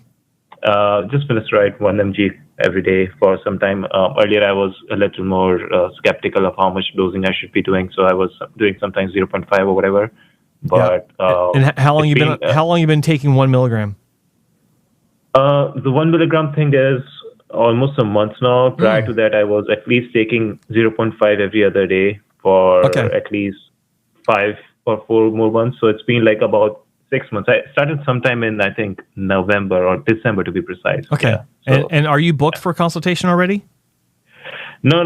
So I'm going to go and talk to a doctor to get an assessment because in my case, it's a little weird. What's happening is that obviously, finasteride, I've still receded a little bit on the temples. Mm-hmm. And I've also seen some thinning on the crown, but it's a very weird pattern. It's not the the round pattern that you see. It's like almost like a vertical line on the crown, and I'm not sure what's going on. So yeah, that's actually a good segue. I was also about to ask, like, do these clinics or doctors that you go and talk to for the first time, do they also sort of do a hormonal profile or something to rule out other causes for hair loss? Because in my case, there might be more than one thing going on. Well, usually no. You'll have a lot of clinics will do some sort of testing, like they'll do some sort of miniaturization test where they'll put on some loops, or not loops, but they'll use a scope of some sort that's attached to an iPhone or to their computer, and they'll look at the follicles as they're exiting the scalp, and they may have some sort of program that can map those and count them, and then they can take some measurements with some specialty calipers that will measure the diameter of the hairs in specific areas. I think that's overkill, but it is what it is. So yes, they will measure it, but you will have some doctors that will take more of an interest than others in a situation that looks unusual. Like you're saying, like you said that your crown loss is a bit unusual, where it's more of a vertical line of loss as opposed to a traditional circular whirl pattern of loss, generalized loss. So it does sound a bit unusual. It doesn't mean it's a bad thing. It could just be the way it looks to you, and it could be actually more than what you see. But some doctors will take more of an interest. It also depends on their background. Like if they're a dermatologist, also by trade, then they may be able to identify something quicker without you even saying anything, or at the very least say, "Oh, okay, well, yeah, I didn't realize that. Yeah, you're right. Okay, let's have a look at that." But it's not like they can. They're not going to start taking samples and blood work and all that. That's not going to happen. They'll probably send you to your GP for blood work if that were ever necessary. They'd send you maybe to a dermatologist for a biopsy if that's necessary. If they are a dermatologist, they might do a biopsy, but usually they wouldn't do it at the same time. Because this kind of discussion would be at this kind of discussion would be at the end of the consultation, and they're not going to run over an hour past that hour that you've paid for, or that you've allotted if you didn't pay for it, because they have other patients they need to see. So they would probably say, come back next week or in a couple weeks, where we'll be prepped. We'll have the right size punch to do a biopsy, because it's a bigger punch than an FUE punch. It's 3 to 4 millimeters to do a proper biopsy, and it's not so much of a simple thing. It's kind of simple, but people see the punch and they're kind of like, what the hell? That's a bit bigger than I realized. So, but that's what's necessary for a biopsy, if that's necessary. But I was going to tell you, forget a consultation now, stick with your medication for another 6 months and then evaluate, because you've not given enough time at your current dosage to do anything. But if you have a particular situation that looks like it's out of the norm, then sure, go ahead and have a consultation, maybe more than one, to get some opinions on what's going on. Hey, thanks a lot, Joe. I might be really interested into looking into this biopsy thing, but I'm not sure what they're trying to ascertain using the biopsy itself. I definitely take a look. But what they'd be looking for is they could be looking for, like, if you have a specific unusual pattern of loss in a crown, where normally it would be a generalized pattern in that particular area, then they could be looking for signs of some sort of scarring alopecia, which would in turn mean that you're not a candidate for surgery, and they would offer various treatments like some sort of corticosteroid injections to help to alleviate or reverse the issue. Like it could be early onset alopecia areata, where it's more of a, like if it's some sort of patch of loss that happens to look vertical. Like it could be a few things, or it could just be a messed up haircut, or a messed up hairstyle. Like I don't know. I wish. Yeah, it could be a few things. So, see a specialist, have them look at it, and maybe they'll have a good opinion. Maybe they'll have no opinion. Maybe they'll tell you that there's nothing wrong. It's just the way that you're styling your hair, or whatever. Like, I don't know. But go ahead and have a consultation. At least one. I would suggest multiple consultations, and evaluate where you want to go with that based on those answers that you get. Great. I'll let you take other questions here. But thank you so much for answering my questions, as I said. No worries, Jack. Thanks for calling. I appreciate it. Call back anytime. Bye-bye. Yeah. All right.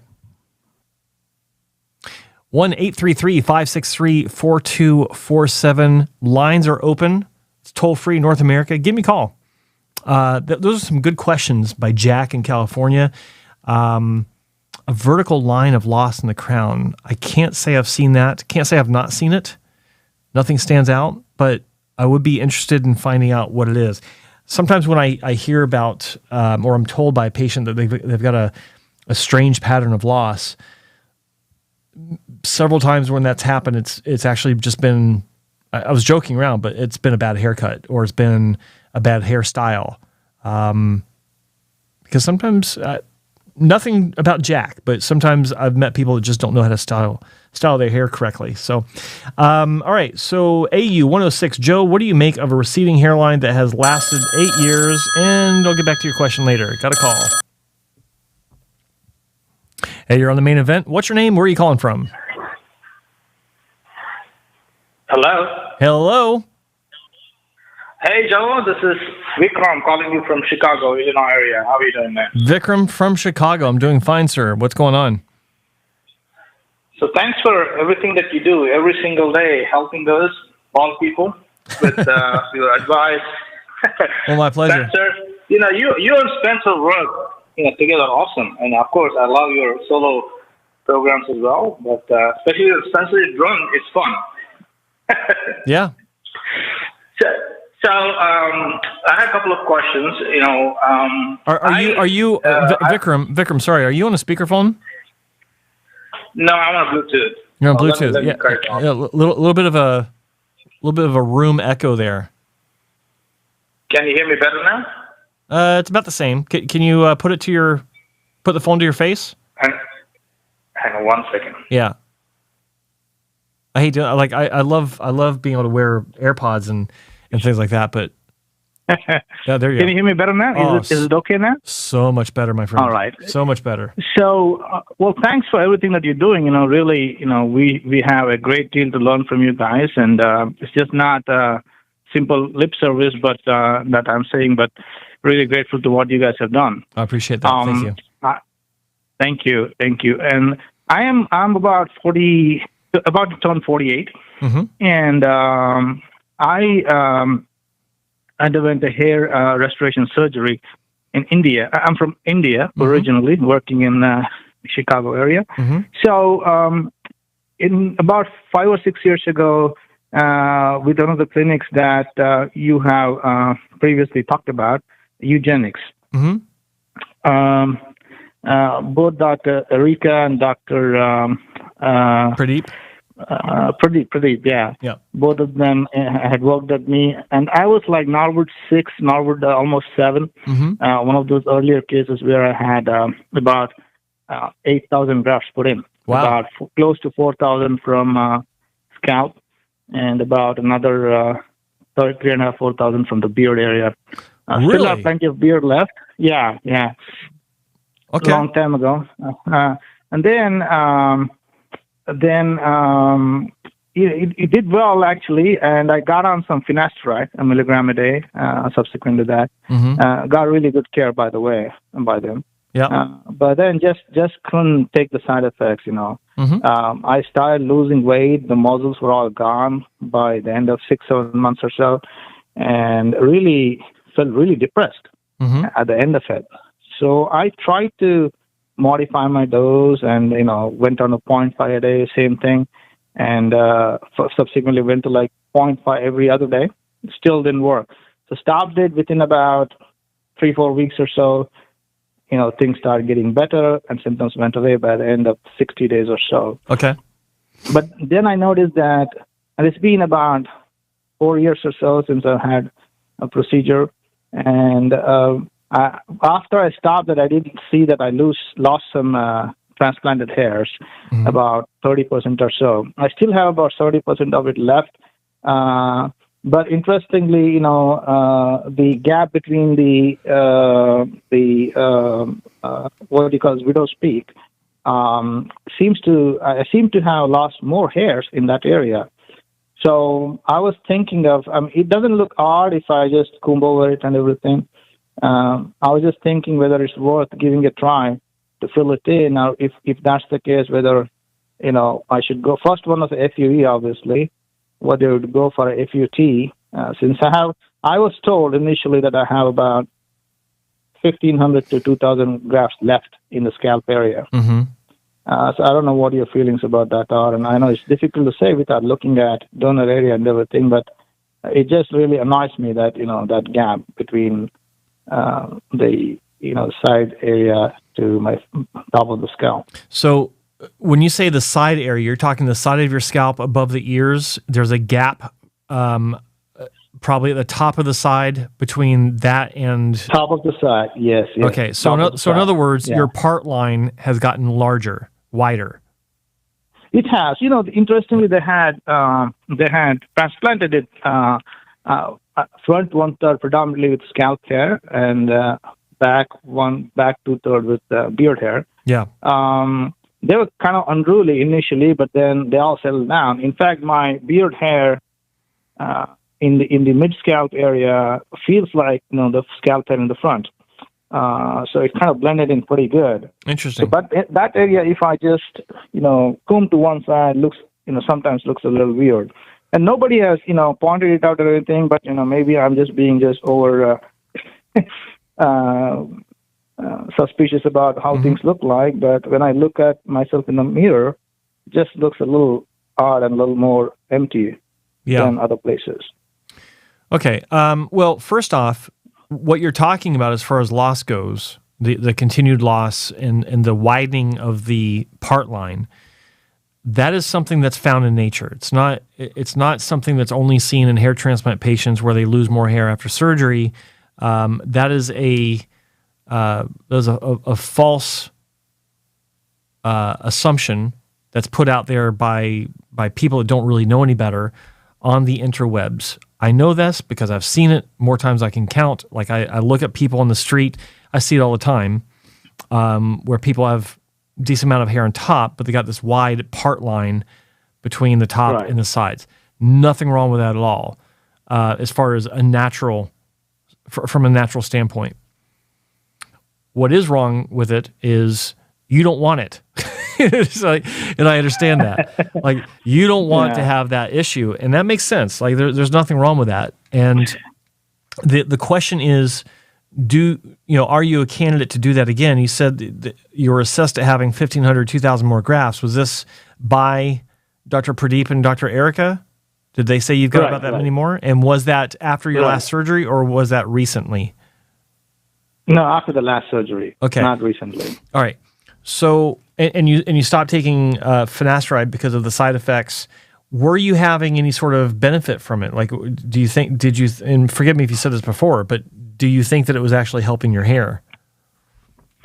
Yeah, I think so. I mean, I noticed that I lost about 10% of that after I stopped taking finasteride, but I just couldn't take the side effect. It was just horrible. No, I get it. So I think that the first thing you should do is, instead of considering surgery, I think it would be in your best interest to revisit the finasteride option, but in a topical form.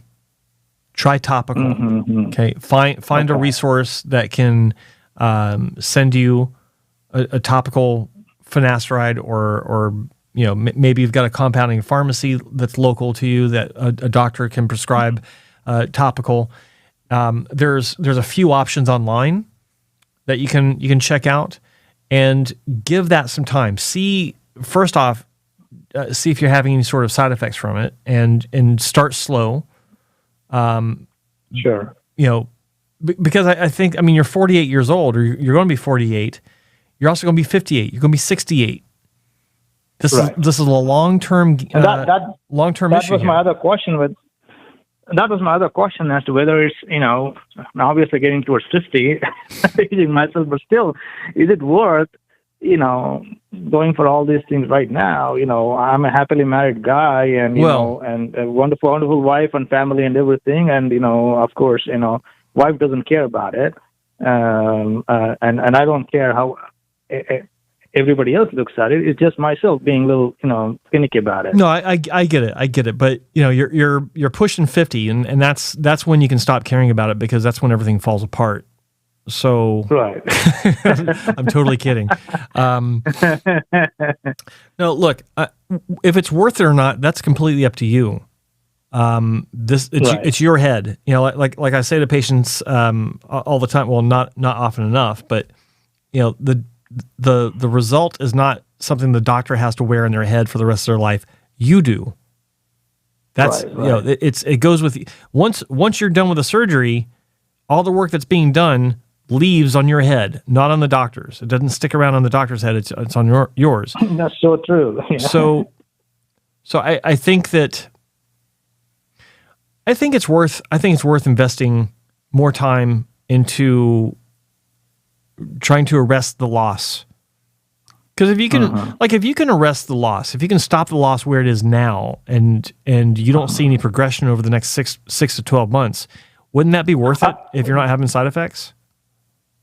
Well, one thing is that after I stopped it, I said I did lose about 10% more or so, but then I haven't lost any, pretty much nothing, or past almost 2.5, 3 years or so, nothing. Yeah, yet, but it's been really stable. Odds are you will. Hair loss is progressive. Got it. Okay. If you even a transplanted one, if you needed 8, well, maybe, because look, even with strip surgery, where all the hair was being taken from what we unofficially refer to as the sweet spot for density, right? There would be cases where the hair would miniaturize over time, and sometimes be affected by DHT, and 5 years after a surgery, look like a shell of its former self. DHT immunity is not a sure thing. Mm-hmm. It's likely. It's likely in most cases, but there are some cases where it's not 100% a sure thing. So even for that reason, I think it's worth revisiting the option of finasteride. Now, will a topical formulation be side effect free? Not guaranteed, but the likelihood of it is of it being so is significantly increased.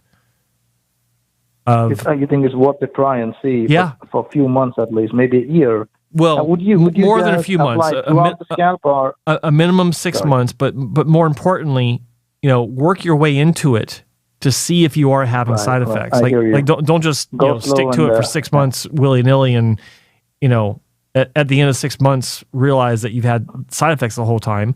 Just pay attention. Like you'll know, like side effects, if they're there, you'll notice them. And you just back off. Like I would suggest not quitting cold turkey. Just do the same thing that you did before. Titrate down into either a lower frequency or lesser dose at the same frequency, and see how that works out. Like put some effort into it. Experiment, monitor, pay attention, write stuff down. Like take notes, and it might work out. Like you might find a balance where it's like, okay, this topical stuff, there's something to it. And not only am I holding onto my hair, that part line's not only not getting wider, it looks like it's actually filling in. I think I see a little peach fuzz in there. You never know. No, I mean, that's what, even with 0.5, 2 times a day, I was still holding on to it, but I just couldn't take the adverse events. No, I know. But what do you think? But here's a secondary option for you. So, sorry to interrupt. Here's a secondary option. Sorry. Talk to a doctor about oral minoxidil. Right. Yeah. Completely different safety profile, completely different side effect causality.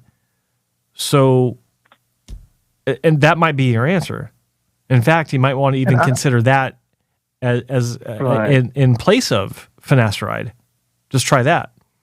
But whatever you do, don't try both of them at the same time. Like just one or the other, not both. Which one is working, which one is not. Yeah, exactly. That makes complete sense.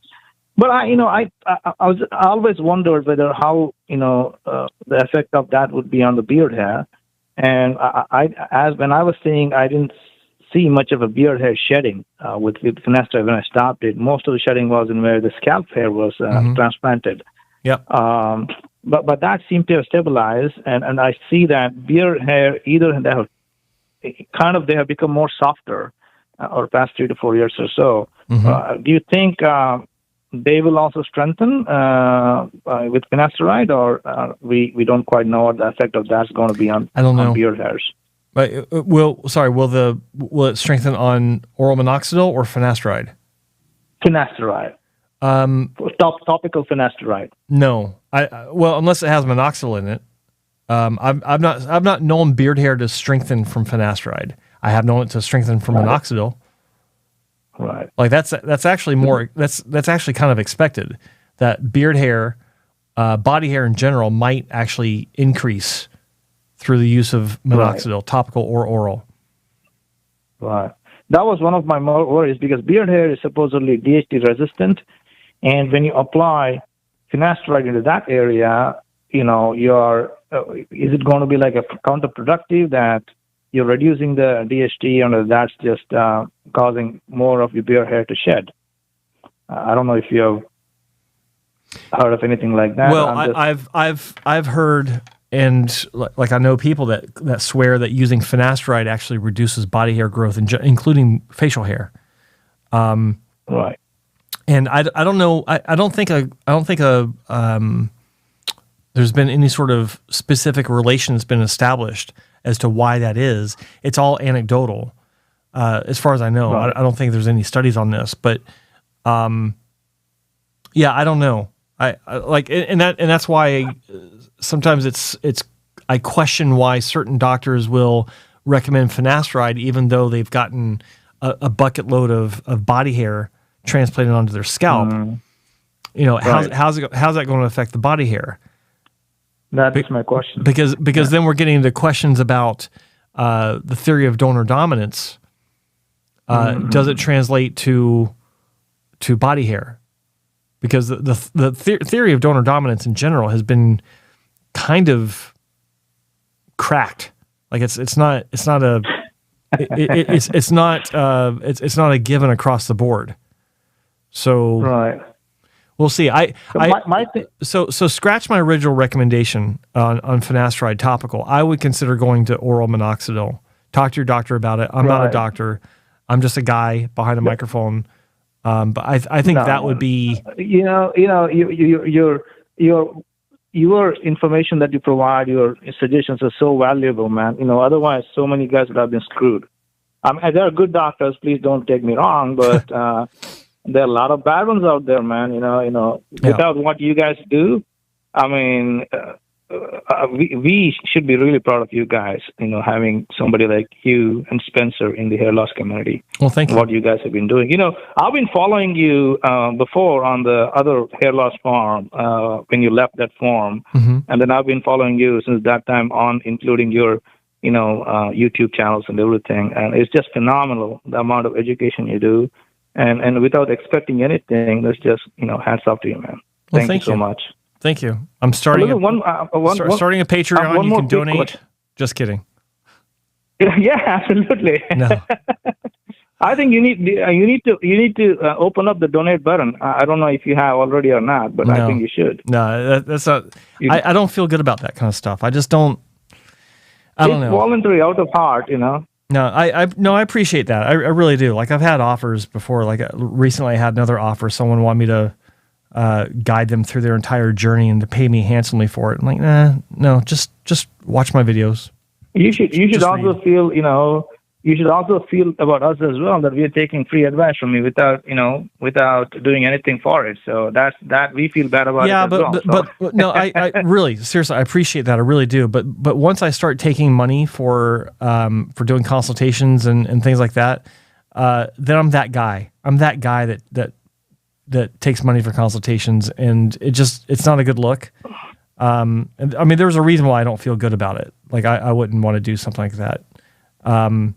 No, that's why you guys are ethically strong, and you could easily sit and push hair surgeries over there, but you guys just go from ABC, dot all the I's and cross all the T's, and make sure that right advice is given. It may not be right for all occasions, but you at least try to steer people away from harming themselves.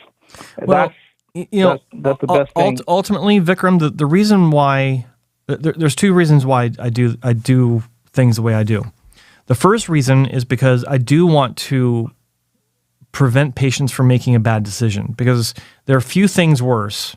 I'll never say there's nothing worse, because there is, but there are few things worse than making a bad decision about a cosmetic procedure that everyone will see for the rest of your life, that you will see for the rest of your life. When you're going in to have this procedure done to deal with an already damaged self-image on some level, to have it come out looking worse, and even more so than that, have it come out looking not just worse, but that you screwed up trying to fix it. Yes. That is... And you're scarred for life. That is such a debilitating feeling. Absolutely. I want people to avoid that. But the second reason why I do things the way that I do is because I know that I talked about this in a previous episode where I'm talking about the I forgot what I called it. It's almost like the no-sell, where there's this idea, this theory in sales that if you tell the prospect, if you tell the lead no, then they want your product more. Well, and it's true. It's completely true. Psychology. Yeah, it's reverse psychology. But when it comes to hair restoration surgery, I take that one step further. Right. If you put the barriers in front of the patient, like I can't count how many times, Vikram, patients would come into the clinic and based on the reputation of the clinic or because they trust me or whatever, it's like, take my money, please. Tell me what kind of hairline I need, and I'll be happy with it. You guys are the experts. Like I get that all the time. I get that now. People saying, please take my money. The clinic that you choose, they can take my money.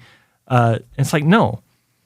Step back, take a breath, take a knee, and reevaluate this. You put barriers in front of patients to.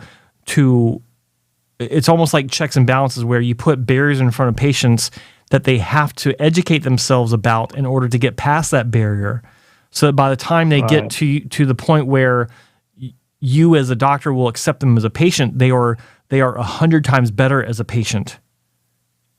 And they're well informed about because of the journey that they've been forced to go on.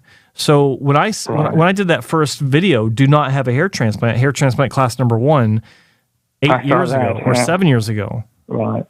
A lot of people didn't understand it, and they're like, "Who are you to tell people not to be happy?" It's like, okay, whatever, you're an idiot.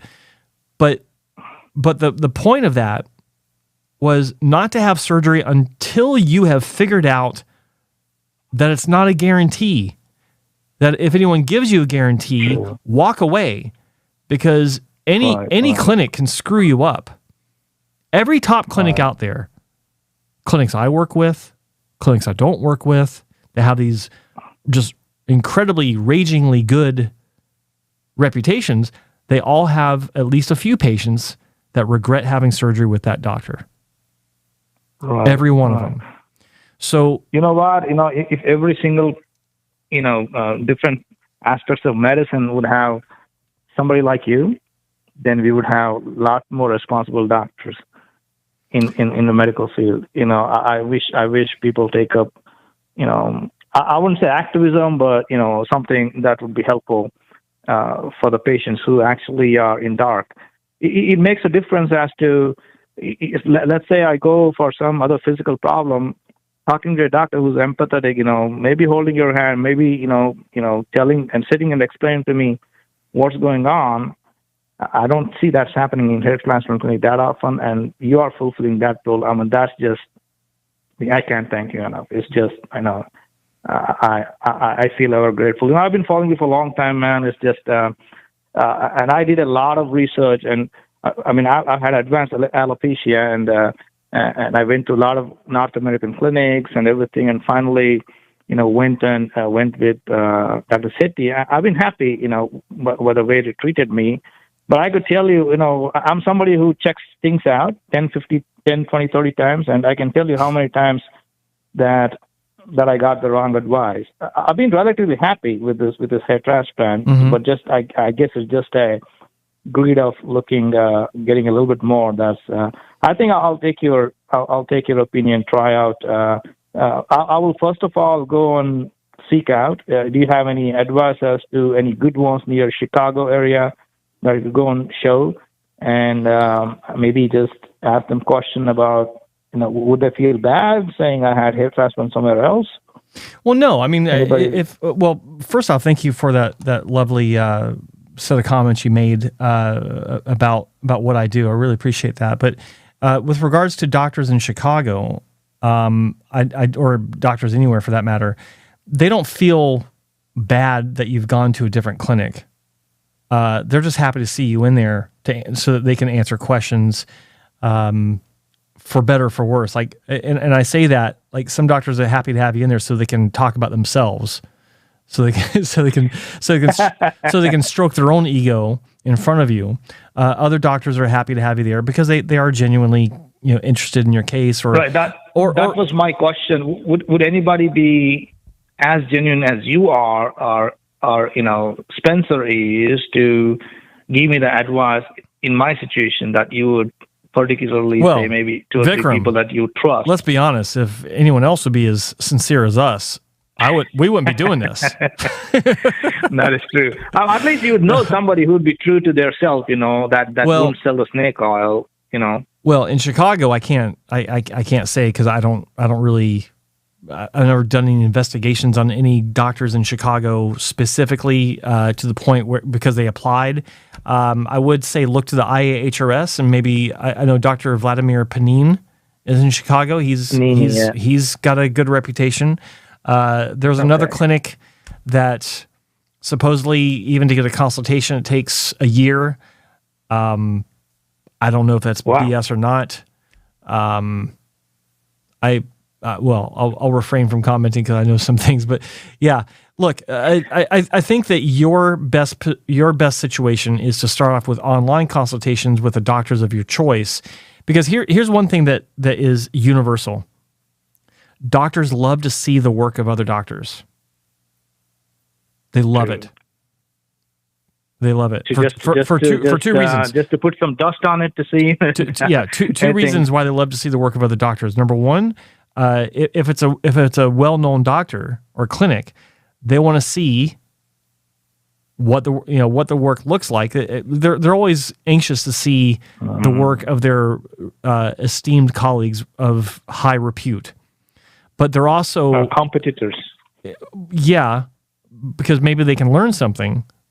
But there's also this sick, twisted need of some doctors to see failures from their colleagues. So they're hoping, maybe we'll be able to get some dirt, that kind of thing. I've seen that a lot. So sad. Yeah, I know it's pretty sick, but yeah. So hey, just a quick question though: would you recommend that I get an online consultation with Dr. Erica or Dr. Of course, Terry? yeah, of course. Go back to the source. Go back to the source. Like they did well by you. They did right by you. You're happy with the result. Right. They'll probably remember your case because 8,000 grafts is nothing to sneeze at. And right. They've done a lot of those, but I'm sure they remember me. You're one of the earlier ones. If it was 4 years ago, you're one of the earlier ones. Right. They'll remember you and just see what they have to say. But it never hurts to have consultations from multiple other doctors, even if you were happy with the first one that you went to. There's nothing wrong with that at all. Yeah, I mean, they were like even at that time well-oiled machine. Mm-hmm. I mean, they. Both husband and wife were involved with the surgery. I would say probably about 50% of the time in extraction mainly, not with. I think hairline said he did, and hairline in the wall at the back he did it. But I was pretty happy. But I was kind of thinking about calling you for about a week or so, and then finally had time to call. Man, thank you so much. I know it's getting late for you over there. I would hopefully call over on Friday. And I will, if I get a consultation with somebody, I will definitely call and update you as to what they said. Well, and before I proceed with anything, I would like to run it by you and see how you guys feel about it. And you always have same advice to give. Always have something that you could tell me, and I always learn from you. Thank you so much, man. Well, Vikram, I appreciate the call. Thank you so much. Take care, brother. Bye-bye. Bye-bye. All right. Well, that was a good call. A little long, but lots of great questions, lots of great information. I hope you guys got something from it because I think there were some great questions that he had, and hopefully you guys gained from my responses. So let's see. Gosh, it's 5:08. You know what? I'm feeling good about today's show. I'm going to stay here for just a bit more if I get another call in the next 2 minutes. It is currently, was it 5:08, 5:09. And you got 2 minutes. So number is toll free, 833-563-4247. I am here to answer your questions about hair loss and hair restoration. Got to tell you guys, this has been a great show. Really appreciate everyone calling in. Appreciate the viewers and the listeners. If you're not watching on YouTube right now, do me a favor, everyone that is on the YouTube channel right now and during the replay later on, hit the like button for me. Let's get this thing cranked up. Got some nice likes there. Got nice viewership going. I appreciate everyone's support. 833-563-4247. I am going to take one last call because I'm feeling good about today's show. Lots of good stuff going on. There are some questions. See, a lot of stuff going on in the chat room. Hi, Jay. I don't know who Jay is. BHT Bears hair mix. Okay, that's funny.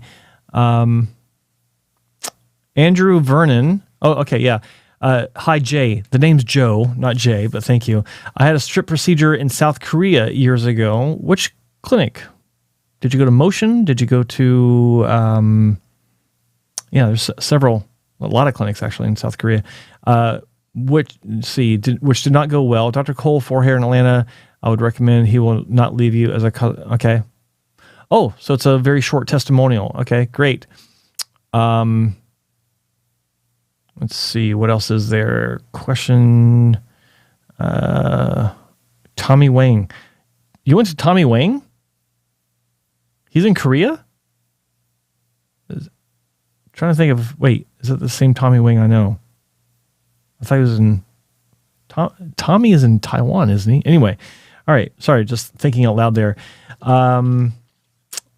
See, who else? Let's see. Is it rude to try and negotiate for a discount, maybe by giving them permission to use your pics or showcase? No, not at all. Clinics will usually offer that if they're trying to build a portfolio, and that's the way it works for a lot of places. And there's nothing wrong with that. It's not inducing the patient. Well, I take that back. If it's offered to the patient as something to help them make their decision, I feel that is an inducement to surgery. I'm not crazy about that because it's trying to talk someone into having surgery. If it is offered after the patient has already said, yes, I'm going to have surgery, then that's a different story. If the patient asks for it, then that's okay. Not a problem, because it's a lot of money most of the time to have a hair transplant. So there's nothing wrong with asking for it at all. If the clinic offers it before you've said, yes, I'm going to have surgery, that's a different story. Hope that answers your question. All right, so I'm going to give it one more minute because I got a couple more questions going on here. Do surgeons ever get together for a take your patient to work day where they bring their that's funny, where they bring their best or most interesting case to show off to other surgeons? Yeah, it's called hair transplant conferences, like the annual ISHRS conference, or even surgical workshops like FUE Europe or World FUE Institute. Sometimes they'll have they'll bring their patients. It's usually the host clinic, because other doctors are coming in from around the world, basically, for a workshop such as WFI. And like when I was in Istanbul last June for not the last WFI, but the one that was last year, they've already had their 2023 meeting. Dr. Erdogan had several patients there. I interviewed a few. They're on my channel where you can see their results. There's more that I'm trying to get together. There's actually several. It's just I haven't had time to put more up there. But there's one that was really cool that I did upload. I'm just going off on a rant here, but what was his name? It was Volkan or something. I forgot.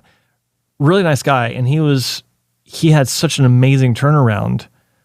He had 2 surgeries, and when I met him, he was like a few months out from his second surgery. And then I got his final result put in the video. Anyway, fantastic. But yeah, so what happened to that Demuzio cat? I have no idea. I have no idea. I think he transferred his videos to a new channel dedicated to hair loss, and that was a bad move because the videos were nothing like. I'm not making fun of it. It's just that killed the viewership of his videos. So not the best move. I understand why he would, because he's probably advised to separate the hair from the music, because apparently he's got a big following in the Philippines for music. So yeah, it was probably, that was the best move for his music, not the best move for his hair channel. Maybe. I don't know. I know nothing about the details, but that's all I know. FSK, you're killing me. You're killing me. Yeah, that's it. Okay, guys, I'm out of here. No call, but and that's fine because it was a show full of phone calls. I appreciate everyone today. Don't forget, guys, tomorrow's the big show. We got Dr. Bevan Boyd-Rule from Sinclair Dermatology in Australia joining us to talk about oral minoxidil and other hair loss treatments. He's got opinions on Verteporfin. He's got opinions on JAK inhibitors. He's got opinions on RNA treatments like Cosma RNA. And tomorrow's the show to watch. Tune in. It'll be 3 p.m. Pacific, 6 p.m. Eastern, and 10 p.m. Greenwich Mean Time, just like normal. It'll be early in the morning for him in Australia on Friday, but you're watching it tomorrow and Thursday. Thanks for watching. We'll see you tomorrow. Bye-bye.